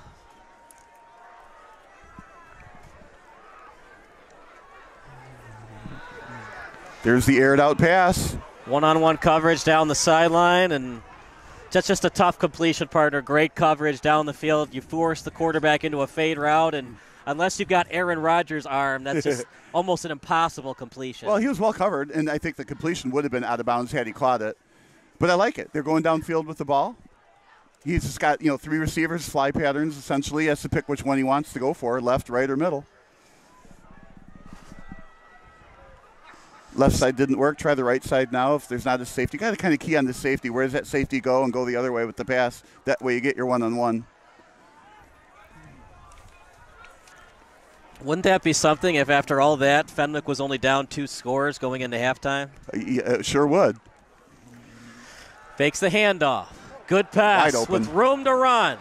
Got a blocker in front. And Avion Brown forced out at the 35. I got to tell you, if I was Avion Brown, I would have been tempted to fake right where you're going out of bounds and tear to the left, because it looked like he could have gotten past him on the left. Nobody would have stopped him. Great catch, great run. Sometimes you panic and you're like, I don't want to waste any more time. Let me just go out of bounds to save time. Well, that's exactly what he's thinking. Rolls out to the right, throws it out to the right, and it's completed that time to White. See, Fenwick's got some punch also. Okay, so even though they've only got a field goal here against a very stingy defense, they're absolutely showing flashes of brilliance here. And we know they're kind of a slow-starting team, so as they continue to make adjustments, the lock combination is getting closer and closer, even though you're down 3-21. It's 2nd and 5. As Merrick-Hill in this offense starting to drive right now. Ball placed at the 32. D'Elise is in the backfield. Clean pocket. Pump fake. A lot of time for Hill. Rolls to the right now. To the sideline. And how about that defense from Mount Carmel? He had an eternity to throw and still an incompletion for the Friars. Well, they weren't rushing very many people. This is the old rushing 3 and leaving 8 in coverage. So every receiver that went out, and they didn't send too many receivers out in coverage, were just double covered. There's nobody there. Are you surprised that Hill didn't read that right away and try to run 5 yards for the first? Well, they didn't really rush him to force that, right? So they were kind of at the line. If he did try to run, then they can, shed the block and go get him. 3rd and 5, ball placed at the 32. What I like on Mount Carmel's case, though, is first off, they don't have to blitz a lot, right? And then secondly, they're mixing it up. It's not easy for Hill to read through this defense. Clean pocket. Pressure comes. Not clean. It's clean for a second, then they shut off the blockers and they sandwich him. Did Parker Starts, the captain, as well as Jamari Chaney. And that's where we were talking about that. Mount Carmel does a good job of mixing up their defenses. It's hard to read. So 4th down now, Mount Carmel took a timeout, so they want the ball back, thinking one more time with the ball downfield. Interesting. I think they also called the timeout because Fenwick's punting has been shaky all year. You call the timeout. Maybe you try to ice the punter, make him think about it a little bit more. You try an all-out block, and maybe there's a bad snap. Maybe it's blocked, and not only do you get the ball back, but you get good field position. But that only works usually when you call the timeout to set up your defense on a play like that. Well, I do like the all-out rush on the punter, and it won't probably be a great punt, but they will get what they did call timeout for is when they finally do get the ball back wherever they get the ball. They got a minute. Is that 17 that got the field goal post in front of my eyes? Yeah, so there's a minute 10 to go. And with a minute 10, you can do a lot of damage with this Mount Carmel offense. But now we were talking about a 21-10 game, right? Now maybe we're looking at 28-3 game. So, can you score a touchdown in 70 seconds with 2 timeouts? With this team, you bet. That's what makes high school and college football so interesting. Clock stops on a first, whereas in the NFL it continues to run. Yeah, I kind of like that, the clock stopping on first downs. Merrick-Hill is still in there. Instead of punting, they're just going to simply go for it. They're going to go for it. Here comes the rush. Over the middle. Brown with a great catch. 1st and 10 for the Friars. What a throw by Merrick-Hill. Took the hit. Well, we talked about that earlier, right? Video game football, make on 4th down. Fenwick did it. Looks like they have a shot at the touchdown here with a minute to go. And that was not a good time for Mount Carmel to call timeout. Flag on the field, might be offside. Touchdown pass to Nate Marshall. Oh, there's going to be a penalty here. Oh, my goodness, we're having a fight on the field. Another flag thrown. So the touchdown was scored. Mount Carmel wouldn't let go, and Fenwick took exception. So if that's a penalty. So there's 2 flags. Boy, yeah. One was blown right away. They let the play continue, which usually means it's encroachment or offsides. Then there was a second flag for both teams fighting, but it looked like Mount Carmel initiated, so they might be called. It has to be a dead ball foul on that second one. I think it'll count as a touchdown. Yeah, I think it'll be a touchdown, but we'll see what they call it. The referees are conferring. They're all getting their headsets on and conferring with New York. What passes by Hill, man. That was special, that drive right there on 4th down and a long way to go. But that tells you the Fenwick can continue that in the second half. They've already made the adjustments necessary already in the second quarter, so they've got a whole half to go with these adjustments going forward. I don't want to say, they're going to win the game, but it's sure looking like they know what to change. Now let's see what the referees come out with. Looks like it's going to be the ball at the 2.5-yard line, so it's looking like they called a touchdown. Personal foul. Yeah. Touchdown's good. It is a touchdown, yep. And they called a second flag. I didn't see the offside that they were going to call. So, I mean, Fenwick was going to decline that anyways. Well, I think that's exactly what happened. They declined that flag, right? They get the touchdown, and it was a dead ball foul on the personal foul. It gets tough because that was kind of a retaliatory a push. I mean, you didn't really have to do that. On the other hand, once you score the touchdown, Mount Carmel, you got to let go. I don't like when you hold on to the player like that for too long and right. You don't get a penalty, but then the other guy does. He was close to the goal line, so you try to get that last hit as he's catching the ball, but that hit I don't mind. Yeah, that hit, but you didn't have to push him 8 yards out of the end zone. Once you've made the hit after he caught it, then you got to let go. Right, and you heard the whistle. That was loud and clear. So, gosh, this is going back and forth. We thought it was going to be 21-10, then we were talking about a 28-3. Now we're back to 21-10. Time for Mount Carmel, though, 53 seconds. And they'll have a whole half to make some more adjustments, which the adjustments they've made so far look good. They're going to go for it. Handoff. Marshall, he eyes the goal line. Not going to get there. They try to push him in, and he's short. What a job by Mount Carmel stifling the Division I recruit right at the goal line, 21-9, as we go to break here on SBS.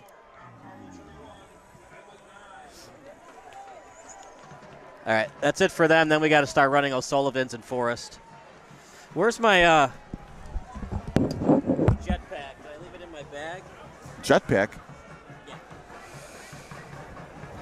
Because my phone died, so I can't use my hotspot.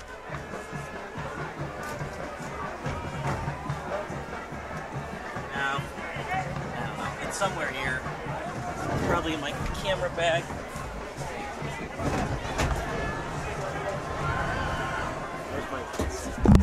All right, bring it back. Not right now, but fade it out in like 20 seconds. You know how to fade it out, right? Okay.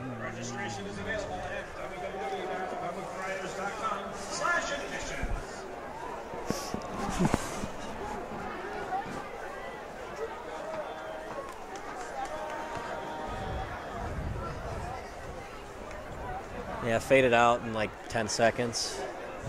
Fade it out now. Okay, that's fine. No, I won't.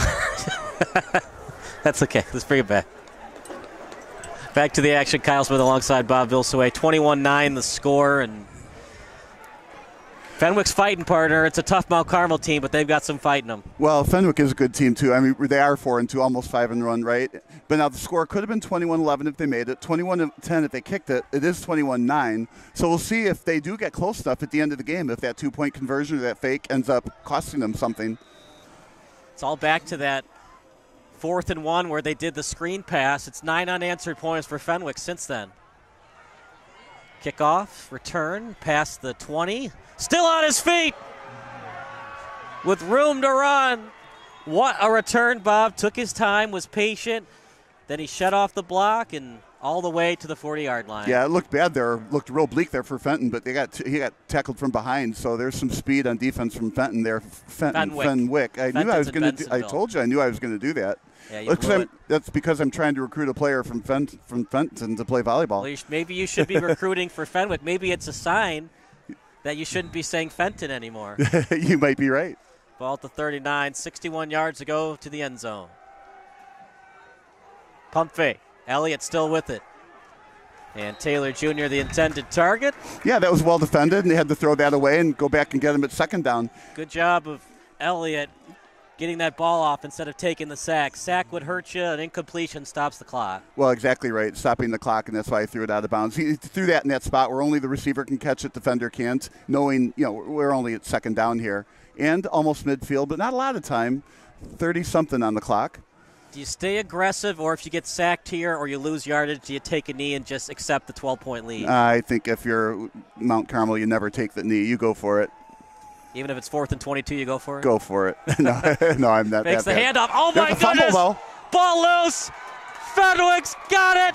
And, partner, those are always the repercussions of being too aggressive. That's why if you take the knee, you don't lose that ball. But here, 23 seconds ago, it looks like, Fenwick with the ball, not Fenton.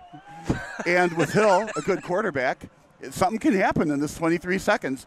I think you got to take a couple of end zone shots here.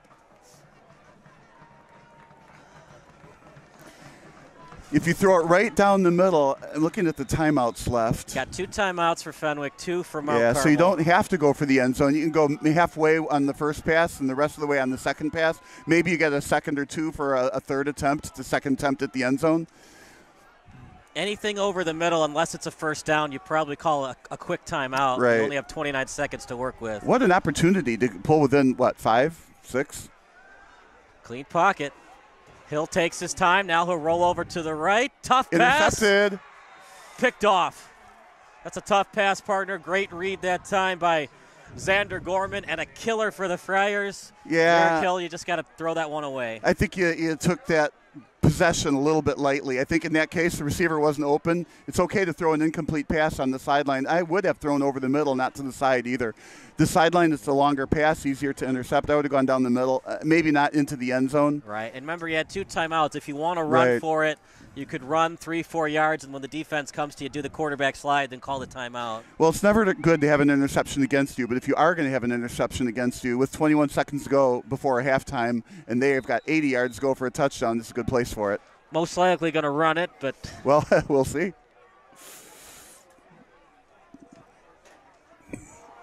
Handoff to Dupree.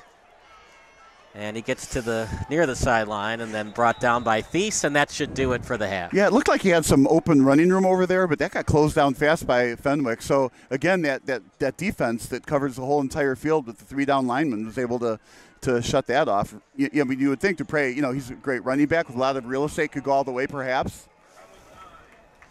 So we will take a break, 5-minute break, then we'll give you some halftime analysis. It's a fun one. Fenwick's only down 12 after trailing 21-0. You're watching SBS, the broadcasting network for everyone. When the 5-minute break of commercials is done, is that if I run to the bathroom really quick? Yeah, you can run now. So we got a circle there. Is that the jetpack issue? Okay. No. Good evening, everybody. Kyle Smith alongside Bob Vilsaway. It's 21-9 in favor of Mount Carmel, but part of this game change, a decision by Jordan Lynch that he might be regretting. Instead of running it with Dupree on 4th and 1, he decided to do a screen pass incomplete from the arm of Elliott, and Fenwick has now scored 9 unanswered points. And they had a chance to score more than that, but an interception late in the half stopped them from doing so. Yeah, he took a page out of Getsby's playbook, right? 1 yard to go, just run it up the middle, run it off tackle, run someplace. But instead they tried kind of a fancy screen pass off to the left. It didn't work, and suddenly they're looking at a 21-9 score instead of what could have been a lot more.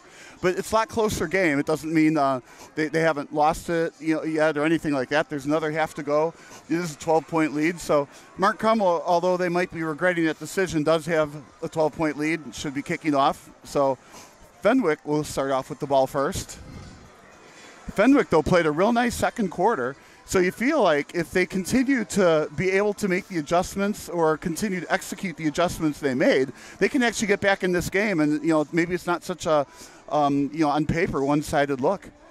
It's not like Fenwick's 2-4. They're 4-2 and a very good team. Right. They did lose to a 1-4 team, though, last week. Yeah, but, those, I don't want to say it's a fluke because the 1-4 team earns it, you know what I mean? But it's still, you're allowed to make some mistakes and still win the next game. Here we go, though. Fenwick gets the ball back. They're kicking themselves in the foot. If they had just scored some points before halftime, they might have a chance to be leading this game if they score on this possession. But here we go. It's a squib kick. Will it go out of bounds? They'll have to play it. Here comes Fenwick and Tommy Thies. Thies at the sideline. And he's hit right at the 25. And was he out of bounds as he was pushed by Conway?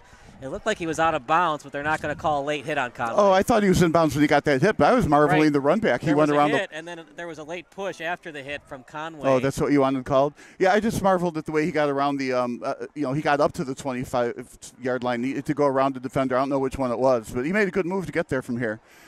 So here we go. First and 10 for Merrick Hill in this offense. He also made a good clean pickup on that kick that was bouncing all over the place. The football's not round, so it takes funny pops. And he made a good shortstop pickup to get the ball. One in the backfield, 3 wide receiver set. It's a quarterback draw all the way, and he was tripped up just as he was trying to get positive yardage, but he fell forward for a couple of yards. Yeah, second and long coming up. A planned quarterback draw right up the middle. I don't know. First play of the half, planned quarterback draw up the middle. I don't know, but that's the call they made. Right. You want to get Hill's confidence up. He might be feeling that interception, and it might be getting to him a little bit. Well, get a little bit your feet wet again. First play of the second quarter. third quarter, I meant second half. Fumble. And he's brought out of bounds. Yeah, it's a cold and a little bit damp day, right? So if you're holding the ball with one hand, and it doesn't take much to knock it out of your hand. You hold that ball with two hands when you start running with it. That was a big interception at halftime by Mount Carmel because it looked like Fenwick had a chance to score, but a huge interception by Xander Gorman, and we'll see how Fenwick recovers from that. Well, and then third down and very long here, 13 yards. So, we talk about this video game football thing, but you can't go 4th and 13 from here. You're going to have to punt it. Got to get at least 8 yards to consider going for it. Well, I wouldn't go for it here even with that. Good rush. Downfield. Right down the field. And intercepted. Bad throw, and it's going to be intercepted that time by Jones. You're going to be able to make an argument for a dual possession on this, but I really think the defender had the ball cleanly. It kind of reminds me of that Fail Mary play. Remember it? Where they're going to say it was dual possession and definitely a completed pass. Yeah, we're going to watch it right now. I disagree with it, but here it is. Well, the receiver made a great play to hold on to the ball when it was in the breadbasket of the defender and then never let go. Jones had it all the way. Okay. Screen pass, and that one's on the receiver, as the intended target was Rowan White. So maybe a little karma. they get the benefit of the call, and then an easy pass doesn't go their way. So the football gods are on Fenwick's end for one play, and the other end it's for Mount Carmel's way. Well, Fenwick's been very fortunate, I think, this whole game. They're only down 12 points.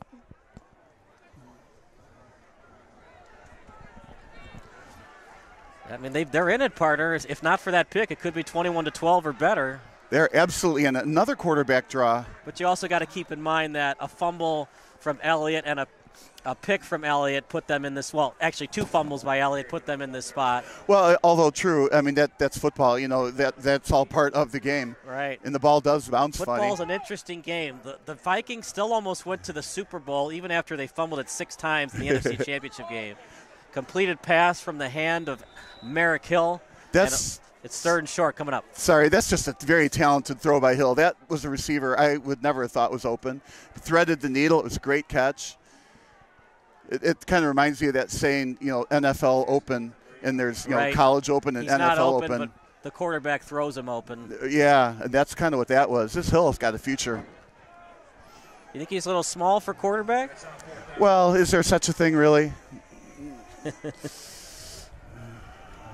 Handoff to D'Elise.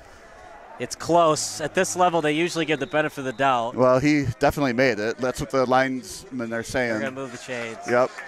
But that's what they needed. You move the chains, move them again. This is a nice drive. First down, Hill at the helm.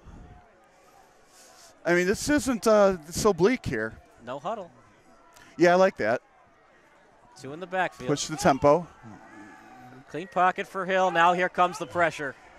Cheney, and forcing him to that spot was 99 and Jones. It's clean for a second, then after that, I guess they're hearing me, and then they get to him. That's what it is. They hear the announcer say it's a clean pocket, and they're like, uh-oh, we're not getting to him fast enough. We better hustle here. Anything that these tackles got to do because they're not getting enough time for Hill to throw the ball. I think Hill had plenty of time. He was looking downfield. That's all. You've got that little clock in your head. 1 second, 2 seconds, 3 seconds, and go. And he was looking downfield. You need a little bit more time to get the receivers open downfield, and they weren't open. It was probably wise to eat the ball and take the sack. We'd certainly be unimpressed if he threw an interception. 2nd and 15. Ball placed at the 37. Brown in motion. He goes to the other side now. Fakes the hand with D'Elise. Pressure immediately, and no choice but to just drop that off to Donnell French, and good job by Hill avoiding the sack. Yeah, you got to wonder. I mean, without going overboard, right? Somebody missed their assignment. I mean, that blitz was so quick. 3rd and 15, Bob. You got to get at least 10 to even consider going for it. Yeah, I don't think that's how Fenwick thinks. I mean, obviously a short pass to make it a reasonable 4th down throw is good. But Hill, I don't know if it matters if it's 7 yards or 15 yards. He's got a good arm. He just needs he needs an open receiver. Looks like they're coming again. Almost offside. Yeah, I thought they were blitzing. It was a good fake blitz. It was Muha, and starts the captain who showed blitz. They're going to try it again. Clean snap. Hill in the pocket. Here comes the pressure. Well, they did blitz. It was that zone blitz, right, where this guy goes and that one doesn't, sort of a thing, and wasn't picked up. Now you do got to punt. Sacked by Banks. Every time Mount Carmel needs to make a big play on defense, they've done it 99% of the time tonight. Well, yeah, they're an outstanding team, and they're showing it. I mean, you know, I Right. can't help but want to pull for Fenwick to score again here, but it's fourth and way too long to go for that. It just shows you Mount Carmel's so good. Even when they turn the ball over, they can still win because if you have even one turnover, you're still down 12 points. You know, that's how the game has been for Mount Carmel this year. You almost have to play perfect football to even be down a score. Well, and Fenwick, they had a real good opportunity late in that second half, right, to get one score, and then they opened up with the ball in the third quarter, and if they could have taken it downfield, I mean, they could conceivably be ahead. But it's easy to say that. You have to actually execute on the field against a very strong defensive team. But, again, you like Hill's odds. This won't be a fake punt pass play, right? I think they'll boot it, and I think he'll give it everything he's got. Let's see. I'll predict Mark Carmel gets the ball at the 25-yard line. Let's see what happens. I would return it if I'm Mount Carmel, but they might call for the fair catch. Yeah, you want to be safe in your own zone, but it might not be a high punt. Well, we'll see. Line drive kick, and they're going to return it. It was caught at the 11 and tackled almost immediately at the 20. So what did I say, 25 yards? So I'm off by 5 yards. They get the ball at the 20. You think Elliott's confidence is a little shaken with those two fumbles? Well, I think there's a point in time when you're X amount good and confidence isn't what you worry about. So I don't think confidence is something he either says he's got or doesn't have. He just plays well. Do you believe in the yips, or is that just a wives' tale by sports fans? Believe in you mean nerves? Yeah. Oh, yeah. It's like when you commit one interception becomes two interceptions, then it becomes four interceptions. Absolutely, that happens. And not to everybody. So, you know, maybe that wouldn't happen to Elliott, but other athletes Look it at does. that spin move by Dupree. This guy, he might have a chance to play on Sundays. Yeah, he might. Running backs in the NFL are becoming a lot more commodity kind of a thing, where there's 2 and 3 running backs. Right, running back by committee. You know, the days of the Barry Sanders. That's what made Tom Coughlin so innovative, because he knew that. Remember when they won the Super Bowl in 2007 with those 3 running backs, Bradshaw, Jacobs, and Ward? Well, that might have been before NFL's time for the running back by committee, but he did it. Yeah. That you just use your hot hand and you use different running backs to get the offense going. Yeah, maybe in baseball in the 1930s somebody had a reliever. Even when he stumbles, he still gets more than 5 yards. Yeah, he's tough to bring down. Very quick, very shifty. He'd be even tougher if he put flags on his hips. He'd never grab one of those things. I remember playing flag football, and it's easier to tackle the guy than it is to grab that little flag off a hip, and his hips are shifty. It's hard to tell which way he's going. If we played flag football and everybody tried in the NFL, what those scores would be? Oh, gosh. Well, they did have flag football for one of those All-Star years, didn't they? Right, but they're not really trying. I'm talking about full-on, you know, grabbing the wide receiver at the line of scrimmage football. 4 on the line right now for the Friars. See if they blitz here. And they hand off to Dupree. Another nice spin move, but that time the Friars not fooled, and he went right into a bevy of Friar defenders. Yeah, going back to that flag football thing, you know, colleges are starting to talk about women's flag football in college to offset the, you know, men's football ultimately. In our case, if we were to add men's volleyball, you want to add a women's sport, and flag football for women has come up. 3rd and 1. They're still in shotgun, partner. We've seen in the Chicago Catholic League, they just don't like to go under center, even when it's 3rd and 1 and 4th and 1. Flag on the play. My goodness, look at Dupree, partner. He's able to break through Marshall's tackle to get the first down. Yeah, the flag is going to pull that back, right? It was called right away. We've seen them delay the false starts. I'm surprised by that, partner. Usually they call it dead right away. I'm surprised they've let these plays go and then call the false start after the fact. Yeah, right. It's almost like they're waiting for a replay to overrule them, but there's no replay, so one of the referees then has to come forward and say, an automatic dead ball. Yeah, right. And it's a break for Fenwick, too, because now they see the formation that they want to run with Dupree in the backfield. Well, they do, but now it's a 6-yard gain they got to get, or 7 maybe, and not just now 1. You know what play that they've run, so. Yeah, but that was a play set for 1 yard to gain, not 6, so they got to run a different play anyway. I mean, you could set up every play for Dupree. He can get you 15 yards on one play. Takes the handoff. Fenwick not fooled. Yeah, I think the only play you could run every down of every game and win would be that tush push. And now Philadelphia is calling it something else. They got a new name for it, brotherly love, or I forget what they call it. What play is that? The tush push, right? 4th and 1 play. The Bush push, if you remember that Notre Dame USC game. Back when Matt Leinart was relevant. This is quarterback play so interesting, Party. You think there's can't misses like Matt Leinart, and then guys like Tom Brady just sneak up on you. There's no such thing as a sure thing in football. Yeah, this year's sneak up or last year's sneak up is Purdy. Yeah. I'd like to see Badgett before we write him off. Nice punt. Look at the hang time on that punt. Brown got a late break on it. And you wonder why he didn't catch it, Parter. In my opinion, when you have to go to the other side to catch it, it's a harder catch, kind of like that Willie Mays over-the-shoulder catch, and sometimes you can drop it. Well, that, right. And then these kicks are, how do you say this, right? More erratic, right? And of course they're high school players, so they haven't had hundreds and hundreds of punt catches. So it's a ball's wobbly, and you don't want to risk a fumble. Further, the kick is a shorter kick, so there's less variability where the ball is going to land. So letting it go, maybe you lose 5 or 10 yards. It's not that bad, but you can't risk a fumble. Fenwick, good team, partner. They won the state title 2 years ago. They're going toe for toe against Mount Carmel. If you score a touchdown here, the seeds of doubts start to creep into the minds of the Caravan. Well, and also later in the game, you got to start thinking you are a good team. Don't get injured here. Good pass. Oh, almost a one-handed grab. Only where his receiver could get it a little bit behind him, but maybe the wide receiver for Fenwick and Raphael Stewart wasn't ready for it. Have both hands out right away. It looked like he didn't have both hands right away. Tried to make the one-handed catch, couldn't get it done. Yeah, well, you had it on the head. Finally, ultimately, didn't get it done. It was maybe a good enough pass. Here it is on the replay. Not a great one, but it didn't look like he had both hands ready for it. It was kind of an overthrow. I don't know. You got to replay that back. Hand off to D'Elise. Some very difficult yardage up the middle. Fenwick has not been able to run much on this defense here, so you almost have to run once to get the honest defense and then go back and pass.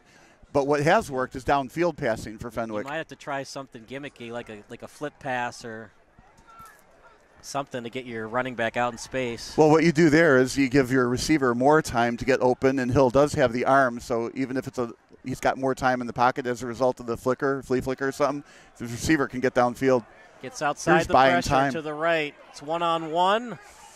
And he gets past the linebacker and then driven out of bounds that time with the man who made the interception in Xander Gorman.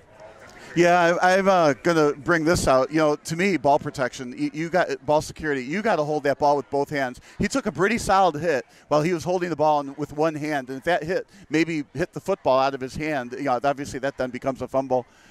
Use both hands when you're rolling out like that. 3:27 to go as Fenwick will have to punt at 4th and 6. Now, if you're not getting hit, maybe holding the ball with one hand is okay. But when it's a chilly day, the ball's wet, you're holding it with one hand and getting hit.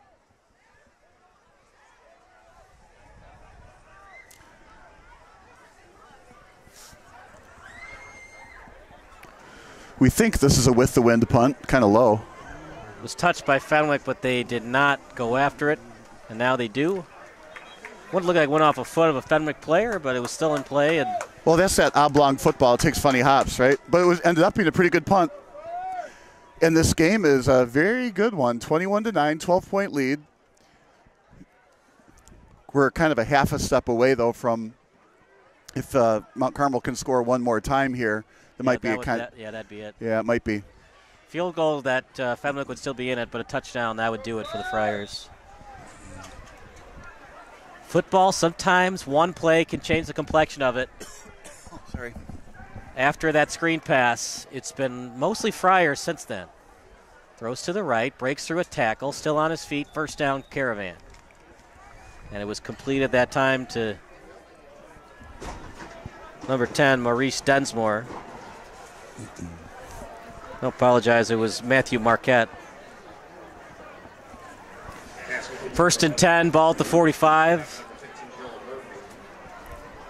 See if Elliott can throw the ball down the field a little bit. And blown dead. There we go. Blown dead right away. It'll be false start against the Caravan.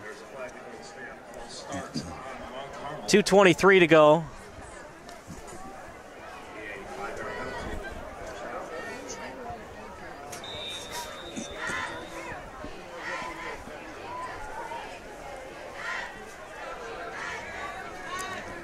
4 wide receiver set, 1 in the backfield.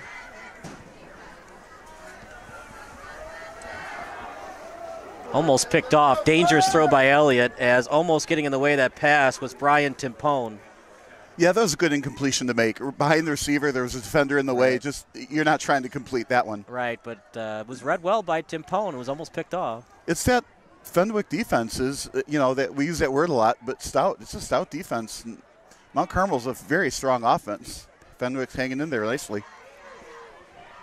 Big kick by Noah Sir, partner. It gave some energy to this Fenwick team. 2nd and 15. Clean pocket for Elliott. Looks over the field with it. Almost picked off. Couple of throws by Elliott have almost been picked.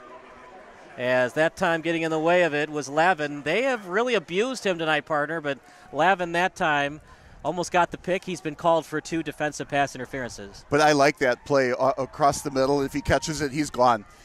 All he had to do is not all he had to do. If it wasn't deflected and he could get it in stride, there was just no way nobody was going to catch him on that crosser. 3rd and 15. I'd like to see that play again. Another clean pocket for Elliott. Double teamed was Marshall. Now getting outside the pocket is Elliott to the sideline, and he's pushed out of bounds. But again, terrific pursuit. There was nowhere to go. Excellent defense. 1:51 to go in the 3rd quarter. Yeah, Elliott went through his reads and decided he had to take the ball and to take off running, and there was really nowhere to run either. 4th and 9, ball placed at the 46. You would think a pass, but sometimes Coach Lynch can he can surprise me sometimes. Yeah, this is a perfect spot to punt it. Hopefully Fenwick gets the ball at the 10 or the 20. Really good punt. Yeah, it is. Brown can't return it might go into the end zone. And it did. You'll take that. That ball took a lot of really good forward hops. All needed was one oblong hop to bounce up, and it wouldn't have been a touchback. Kind of like an onside kick. When you punt it, you want to get that ball to just go straight up in the air. Yeah, that's what he needed. And allow your team to return and catch it. Yeah, that was a very, very good punt. I mean, you see the hang time on it. Bounce, bounce, bounce. Will it stay? And then almost able to save it that time. It's good effort. Tristan Pusateri.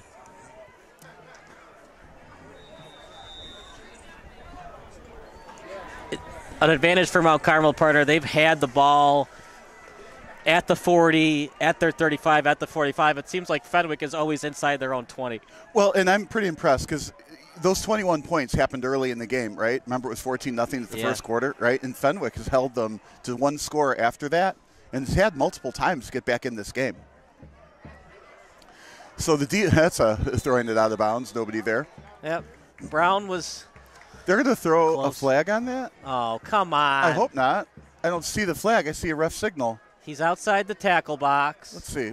I hope they – I just don't see the laundry. It just looked like that was what the ref was signaling. No flag. It has to be something else. He's clearly outside the tackle box as you watch it on replay here. He's out of the tackle box. Brown is pretty close to the play. 2nd and 10, ball at the 20. Here comes the blitz. One-on-one coverage down the field, and a lot of contact while he's running. It's hard to really pick up speed and take off to catch up to the ball when you're getting pushed by the defender. I'm not saying that was illegal contact or should be pass interference, but just because they're running neck and neck and there is contact, that causes them not to be able to catch up to the ball. Good defense. They haven't called a lot of pass interferences tonight. There was that one in the end zone that I disagree with, but other than that, they're mostly letting them play tonight. And I like the Hills going downfield with it, although the downs tick, so now you're at 3rd down. You got one more crack. Again, throw it downfield to get that first down. Here comes the blitz from the Caravan. I like the call across the middle. Room to run. That's a great play call against that blitz. Now, we saw that a couple of weeks ago several times. It happens so often you almost predicted when it was going to happen. I forgot about that play. A great way to stop a blitz.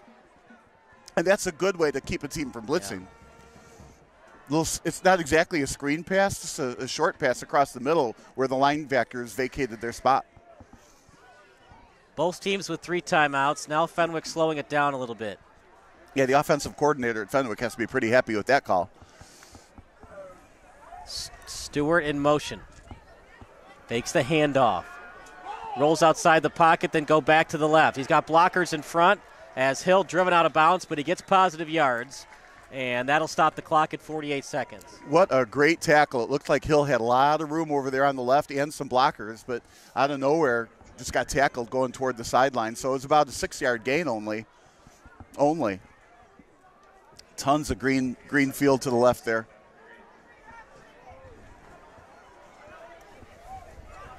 Second and 3.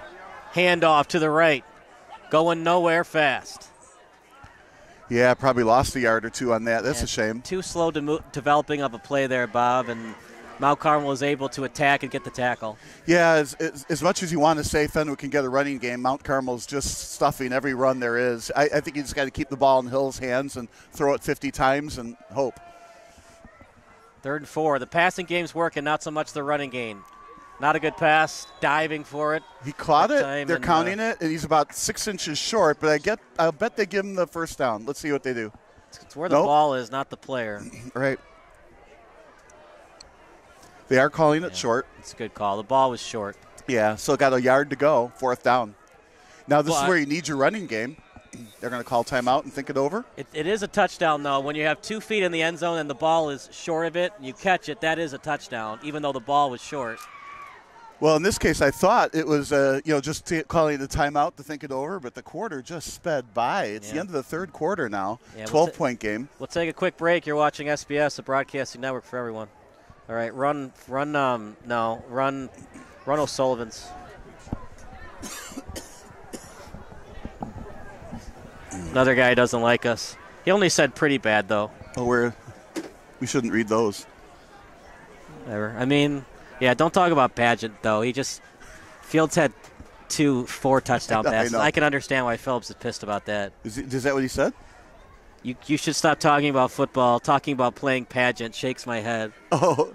Except it's Pageant, not Pageant, so you know. Please stop being nice, Jordan, and what was the other one? Stop being nice, Jordan, and just finish these guys off. Jordan Lynch. Oh. I don't know. Fed was playing well. They've had chances, but those fumbles by Elliott have hurt them. Yeah, it makes you want to – I won't, but it makes you want to double down on Badgent. We're back to the action. 4th and 1 for the Fenwick Friars. You assume a running play with Hill, but we'll see. The handoff, D'Elise, spin move. Stuffed and then some. That's a shame. Unfortunately, the running game has gone nowhere.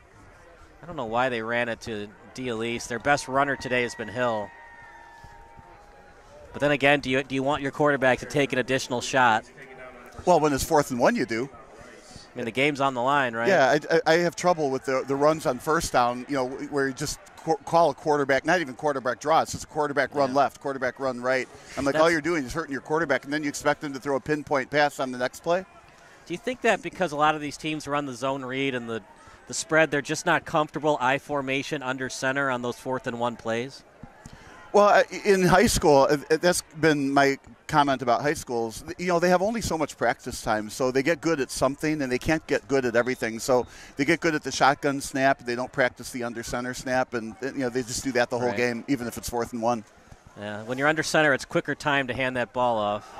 Look at that play by Marshall.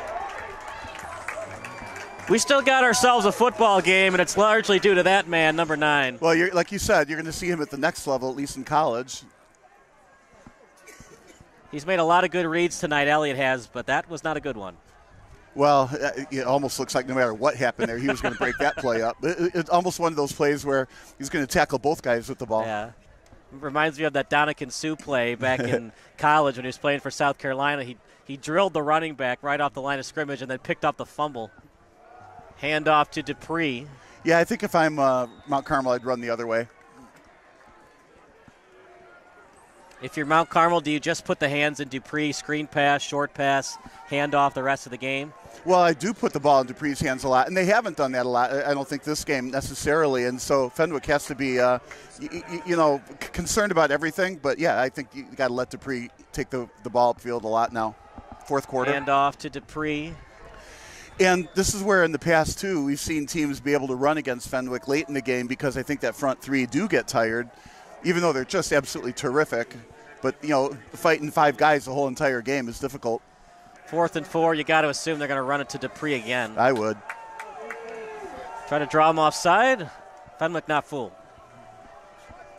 The clock somewhat of an issue for the Friars now, but they do have all 3 timeouts. They proved on 4th and 1 they wanted to pass, but I would hand off. One in motion. And it's a great jet sweep. Flag Whoa. on the play, though. It was a jet sweep to Cozy, but it's probably coming back. Holding call would be my initial inclination on the play.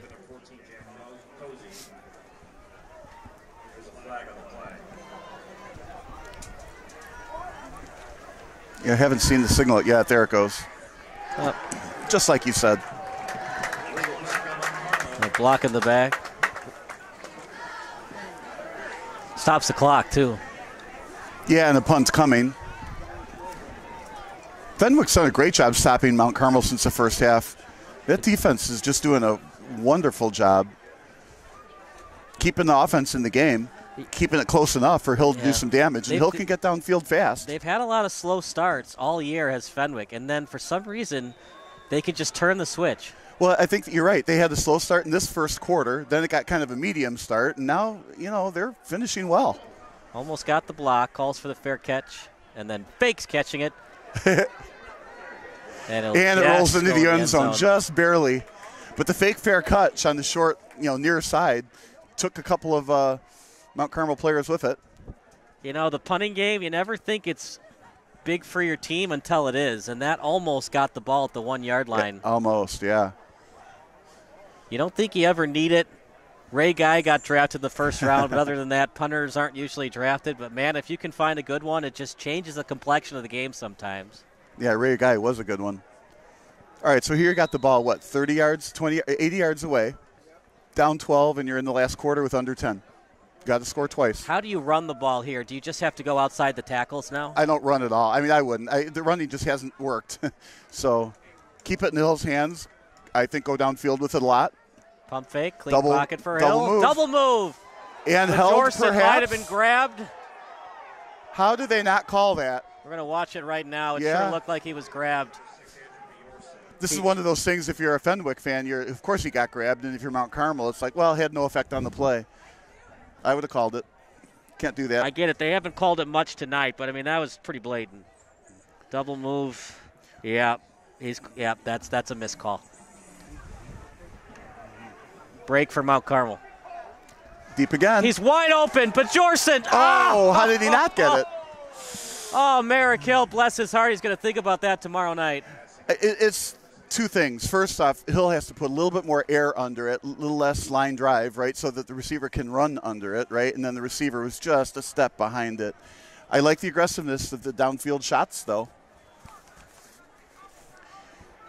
Yep. This time it wasn't a double move. It was just fly by the defender. But now you're 3rd and 10, but 2 great attempts there. One should have been probably called. The other one looked wide open. 3rd and 10. Again? Wide open again. This time it's caught. How about that, partner? 3 times. All 3 could have been completions. They got to keep running that play. I don't think I've ever seen that. The same play called 3 times in a row. Well, yeah. And they're no huddle. Just keep going. Shotgun. Bull rush. And Hill's just going to run with it. And a late quarterback slide. And somebody's injured on the near side. I didn't see contact there. Hamstring? He's not holding it. It was an excellent bull rush that time by Tavon Rice, one of the captains on this team. And timeout on the field. So we'll take a timeout as well. It's Fenwick against Mount Carmel here on SBS. Yeah. Yeah, these guys suck. Huh? They're just not feeling it. Just don't comment back, that's for sure. They're just a bunch of haters. Right. Well, it could be their team is losing. Which team? Well, no, I think they're the Mount Carmel guys. Maybe because they're not winning by more. Maybe because we're showing. He says Jalen from South. No, it's Jadavion Clowney. This guy doesn't even know who Clowney is. Yeah, don't respond. Maybe it's like friends. You can't please everybody. Right. Yeah, but don't respond. That's the key. You're so much better than me because the first thing I really is get on and subscribe. Actually.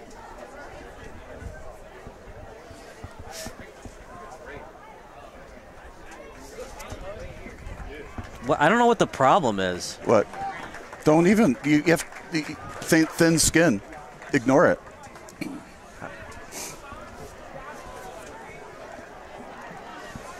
All right, bring it back. Unmute, unmute, unmute, unmute, unmute. 2nd and 8. Shotgun. Clean pocket for Hill. Right down the field with the throw, and he heaves it, and it's dropped that time by White. That was probably thrown out of bounds there. Too many good things can happen. You're throwing downfield, pass interference. You can actually catch it. But I think that ball was heading out of bounds, even if he catches it. But I liked it. It went deep this time the other side of the field. Now all I got to do, I think, is go downfield, then cut back.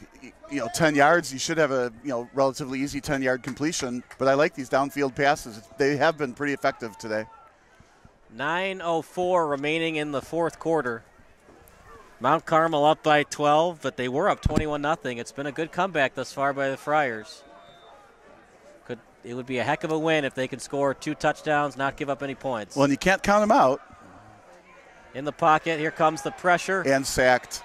Covered sack partner. That time Hill's got to read it a little bit better. He had protection to the left. He rolled to the right, and that came the pressure for Mount Carmel. So it brings up 4th down. Well, they're coming out to punt, it looks like. Would have been tempting to go downfield yet one more time. But no, they think there's enough time in the game, 8 minutes-ish, right, to punt and get 2 scores still. What kind of play are you going to run on 4th and 20? Well, it's the same one that they ran on 1st, 2nd, and 3rd down. Yeah, but would Mount Carmel fall for that a 4th time? Well, you're sending 3 guys downfield, middle, right, and left, and you pick which one you can think can be completed. But it's a safe call to punt, but you got to score twice more after Mount Carmel has the ball one more time. Great punt, though. Yeah. All right, so push Mount Carmel back. Maybe you pick off something. You got to stop Dupree. You got to load that line. You got to force somebody to pass the ball. Dupree will just eat you alive on the ground. If you're wondering how good Darian Dupree is, he had a 72-yard touchdown pass in the first quarter in that win against St. Rita. Dupree's going to Wisconsin, and Wheaton North's Joe Barna is also going to go D1. Yeah, not just any team, Wisconsin. They have a lot of good running backs in the history of Wisconsin football. Yeah.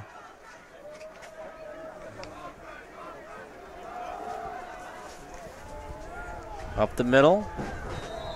And good tackle by the Friars.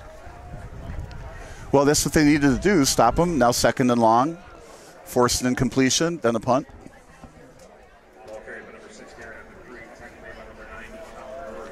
Murray credited with the tackle. 2nd and 8. Don't have to call the timeouts yet, partner, but when it gets under 5, then Battaglia and the Friars will have to start calling timeouts. Yeah, you kind of got to pick your spots, right, where you think it's going to be a long runoff. That's when you call time. If you're just joining us, 21-0 early lead for Mount Carmel, then a field goal, 42-yarder by Sir. Handoff to Dupree. It's a good tackle, but it was 6 yards. So I think the offense probably goes to Dupree again. The defense key on that. 3rd and 4. It's a key down. Backfield. Ball placed at the 19. Clean pocket for Elliott. Terrible pass. That one was on the quarterback, Bob. Again, I just wouldn't have done that. Dupree is successful. Just keep going to him. I mean, it looked like the right call. The intended target was Gillian. It was just a terrible pass. Well, yeah. I think in Elliott's mind, he's like, whatever you do, don't throw an interception here, so let's keep it on the wide side of the receiver, and it went out of bounds. So 4th down, you would think they've got to punt, so the punting unit comes in. Whatever you do, if you're Fenwick, do not drop the punt. If you don't feel comfortable, like if it's a short punt, you got to run to get it. Just let it drop and just do not fumble the punt. Well, and it's good clock management from Fenwick's side, too, by punting it away, pushing Mount Carmel back, and now getting the ball back at midfield. He dropped it. That's what I just said not to do. Well, if he didn't block it in some way, that thing would have kept rolling, so he had to almost go for it. And then he had time, even if he did drop it, to fall on it. I mean, obviously it's not your first choice to drop it, but if he didn't stop it, it could be 20 yards further upfield. So you're what? You boy, 65 yards away, 6 3/4 minutes. 1st and 10. Ball plays at their own 36. You need 2 touchdowns to win, Bob. Right. Well, I expect they'll keep trying to go downfield. They've got 4 more tries here. If it takes more than 3 minutes to score, you might have to do the onside kick. Well, I think you're Fakes looking the at it handoff. already. Clean pocket for Hill. He's got a receiver open. That's a tough throw, though, partner. The receiver's got to come back for it, and unless you're Aaron Rodgers, those are hard to complete. And it's a long way to that sideline. The ball's on the left, not exactly on the hash mark, but it's on the left side of the field.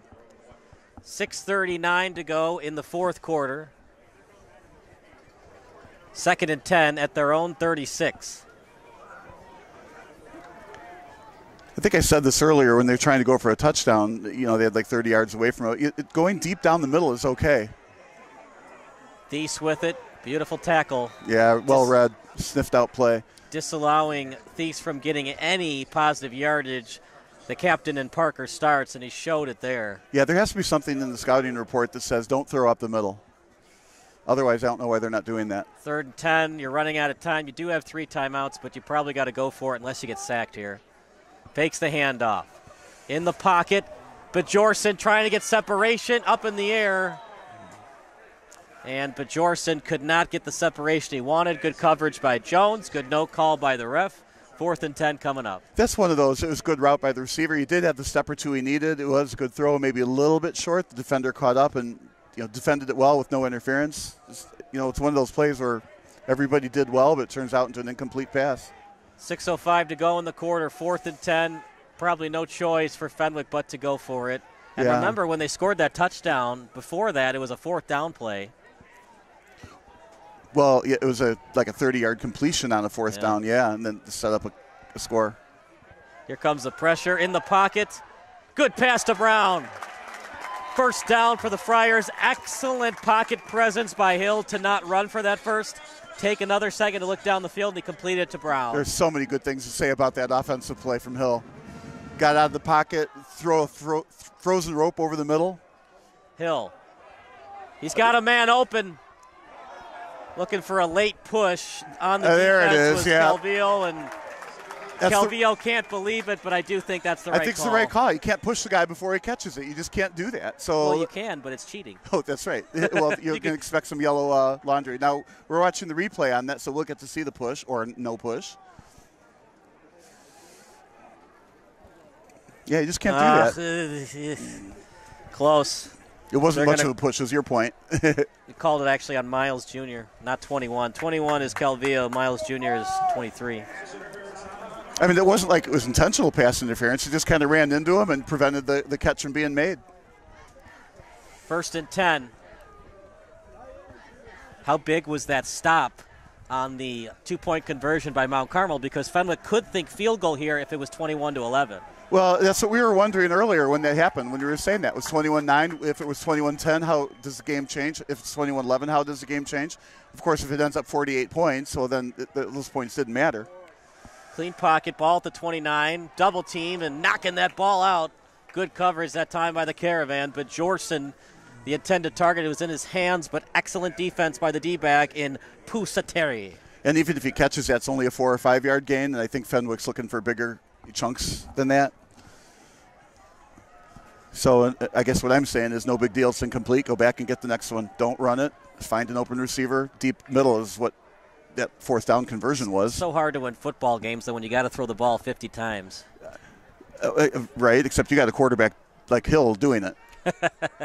Here comes the pressure, screen pass. The right call was made, but they defended that too. Yeah, what they did is they play a little zone, and Fenwick thought they could do the same thing they'd done all game, and then in came the linebackers on the trap play. Yeah, it was a good defense from Mount Carmel on stopping, because it looked like it was going to be a screen pass, but on stopping the over-the-middle screen pass.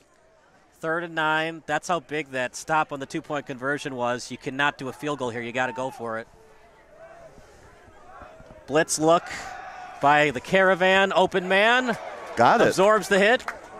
Positive yardage and at the spot of the 1st down marker. Yeah, they'll give him a first, I think, on that. All right, the clock, well, 5 minutes, like you said, right? But they can score quick enough. No huddle look by the Friars. In the pocket is Hill. He goes over to the left. Here comes the pressure. Back into the pocket. Oh, did need that. Can't take the sack there, partner. Just bad by Hill. Yeah, I think he had to fling it in that case. He thought he could evade the tackler, but he just got to fling it. But give credit where credit is due. Excellent play by the Caravan. Right. All right, now here you are, second down and goal, effectively. 2nd and 21. Not a lot of stuff in the plague book for this.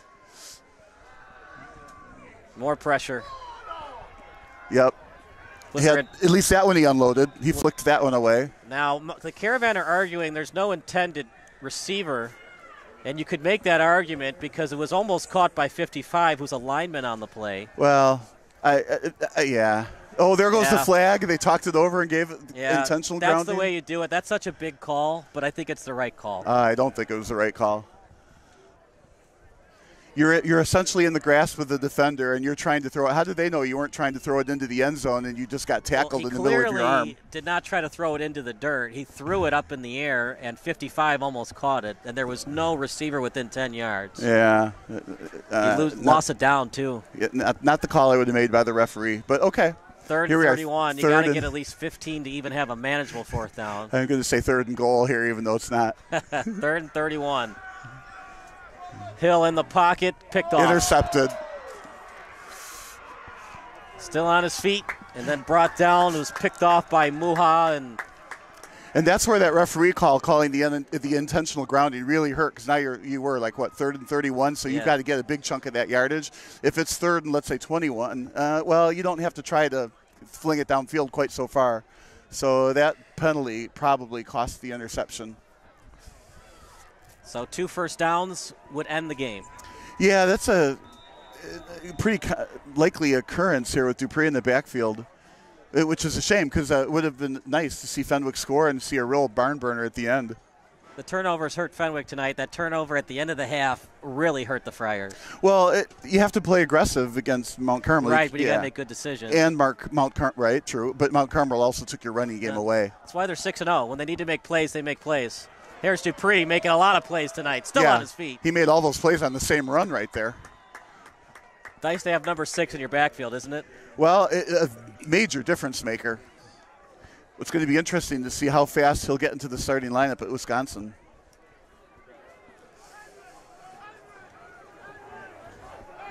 Clint Cosgrove, recruiting analyst, says it's a perfect fit for Wisconsin. Dupree going to the Badgers.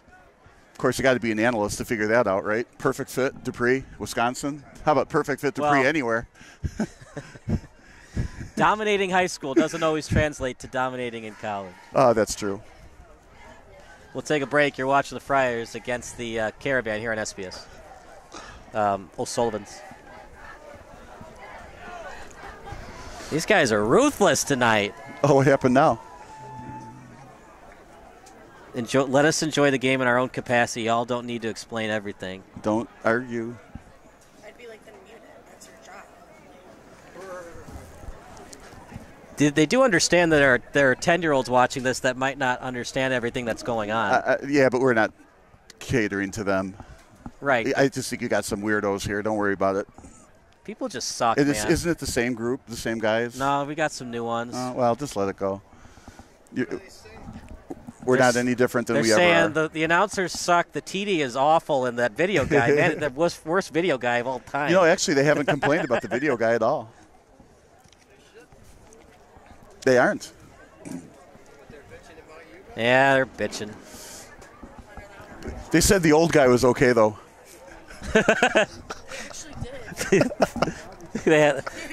Yeah, and they were right. I was kind of pissed when the broadcast started.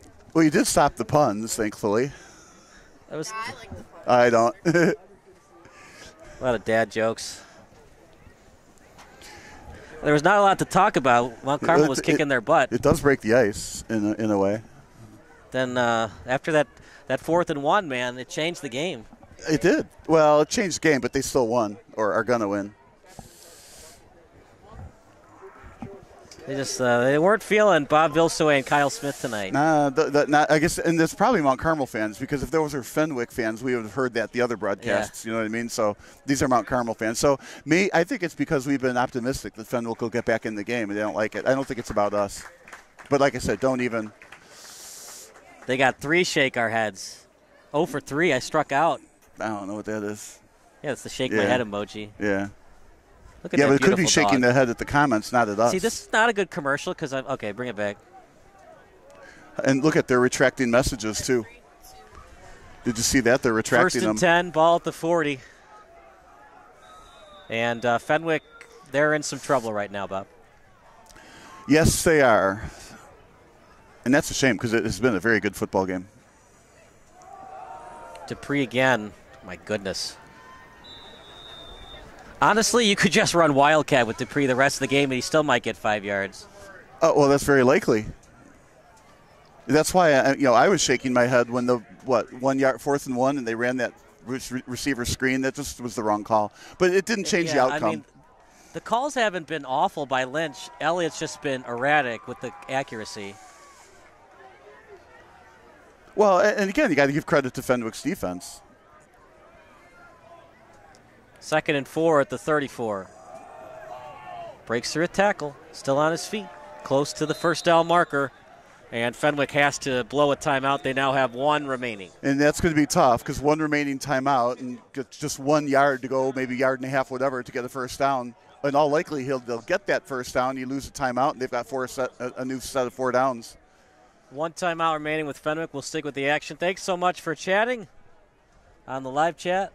Hope everybody's enjoying the broadcast. And we did not get any chat that there were problems tonight, which is good.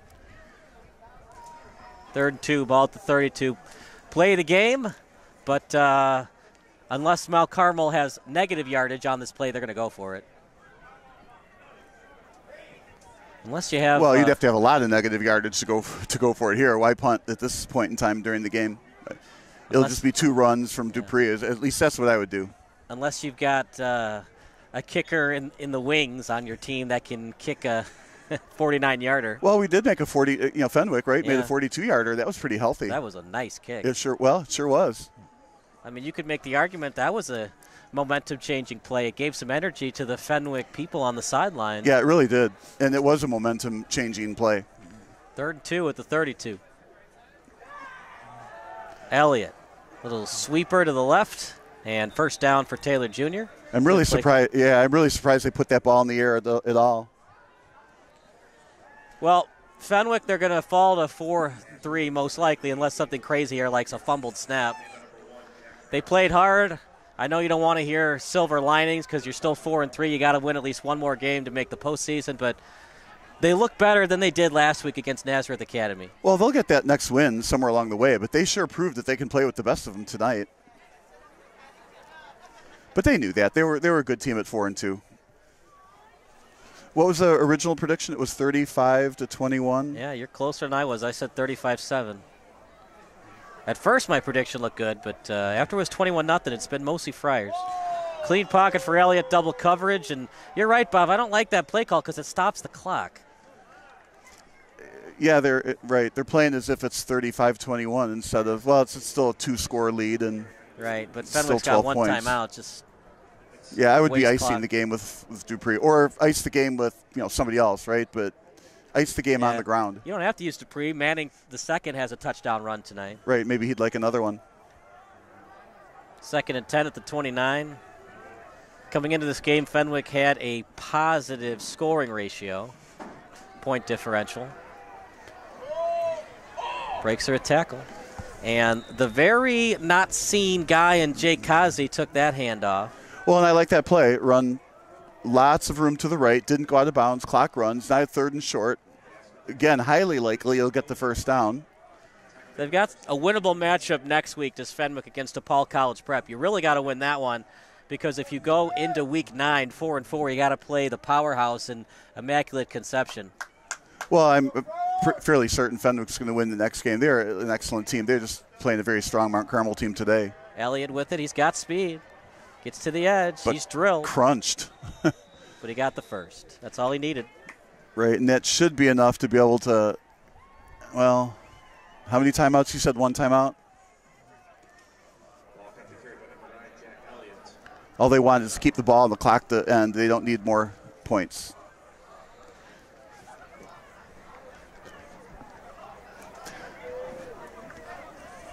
First and 10 at the 18.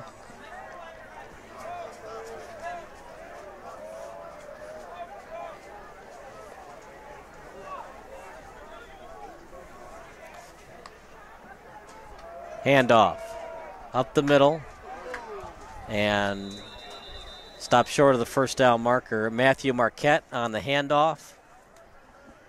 And they're definitely in field goal range, so they'll just run clock if they get to fourth down and they need to kick it. They will, but it looks like that they won't have to kick it, that the clock will run out. And no timeouts are called here. Fenwick is out of timeouts. Mount Carmel has all three.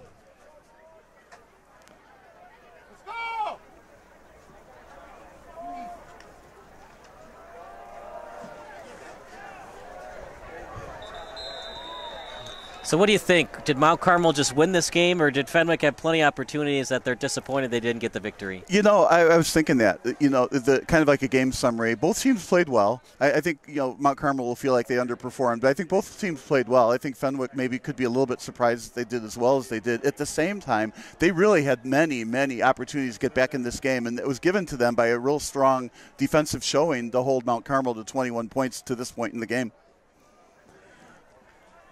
Don't go anywhere. The post-game show, Emily Lazarevic will interview the player of the game, eyeing the goal line, and first and 10, and that will officially do it.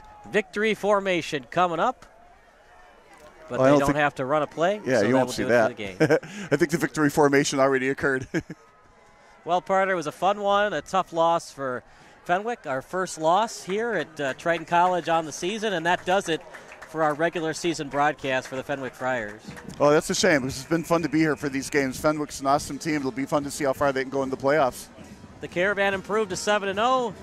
Fenwick falls to 4-3. They now have a 2-game losing streak in a crucial matchup next week against DePaul College Prep. So far, excellent crew for Chris Angela and Emily Lazarevic. Bob Vilsaway, I'm Kyle Smith. Post-game show coming up next here on SBS, a broadcasting network for everyone.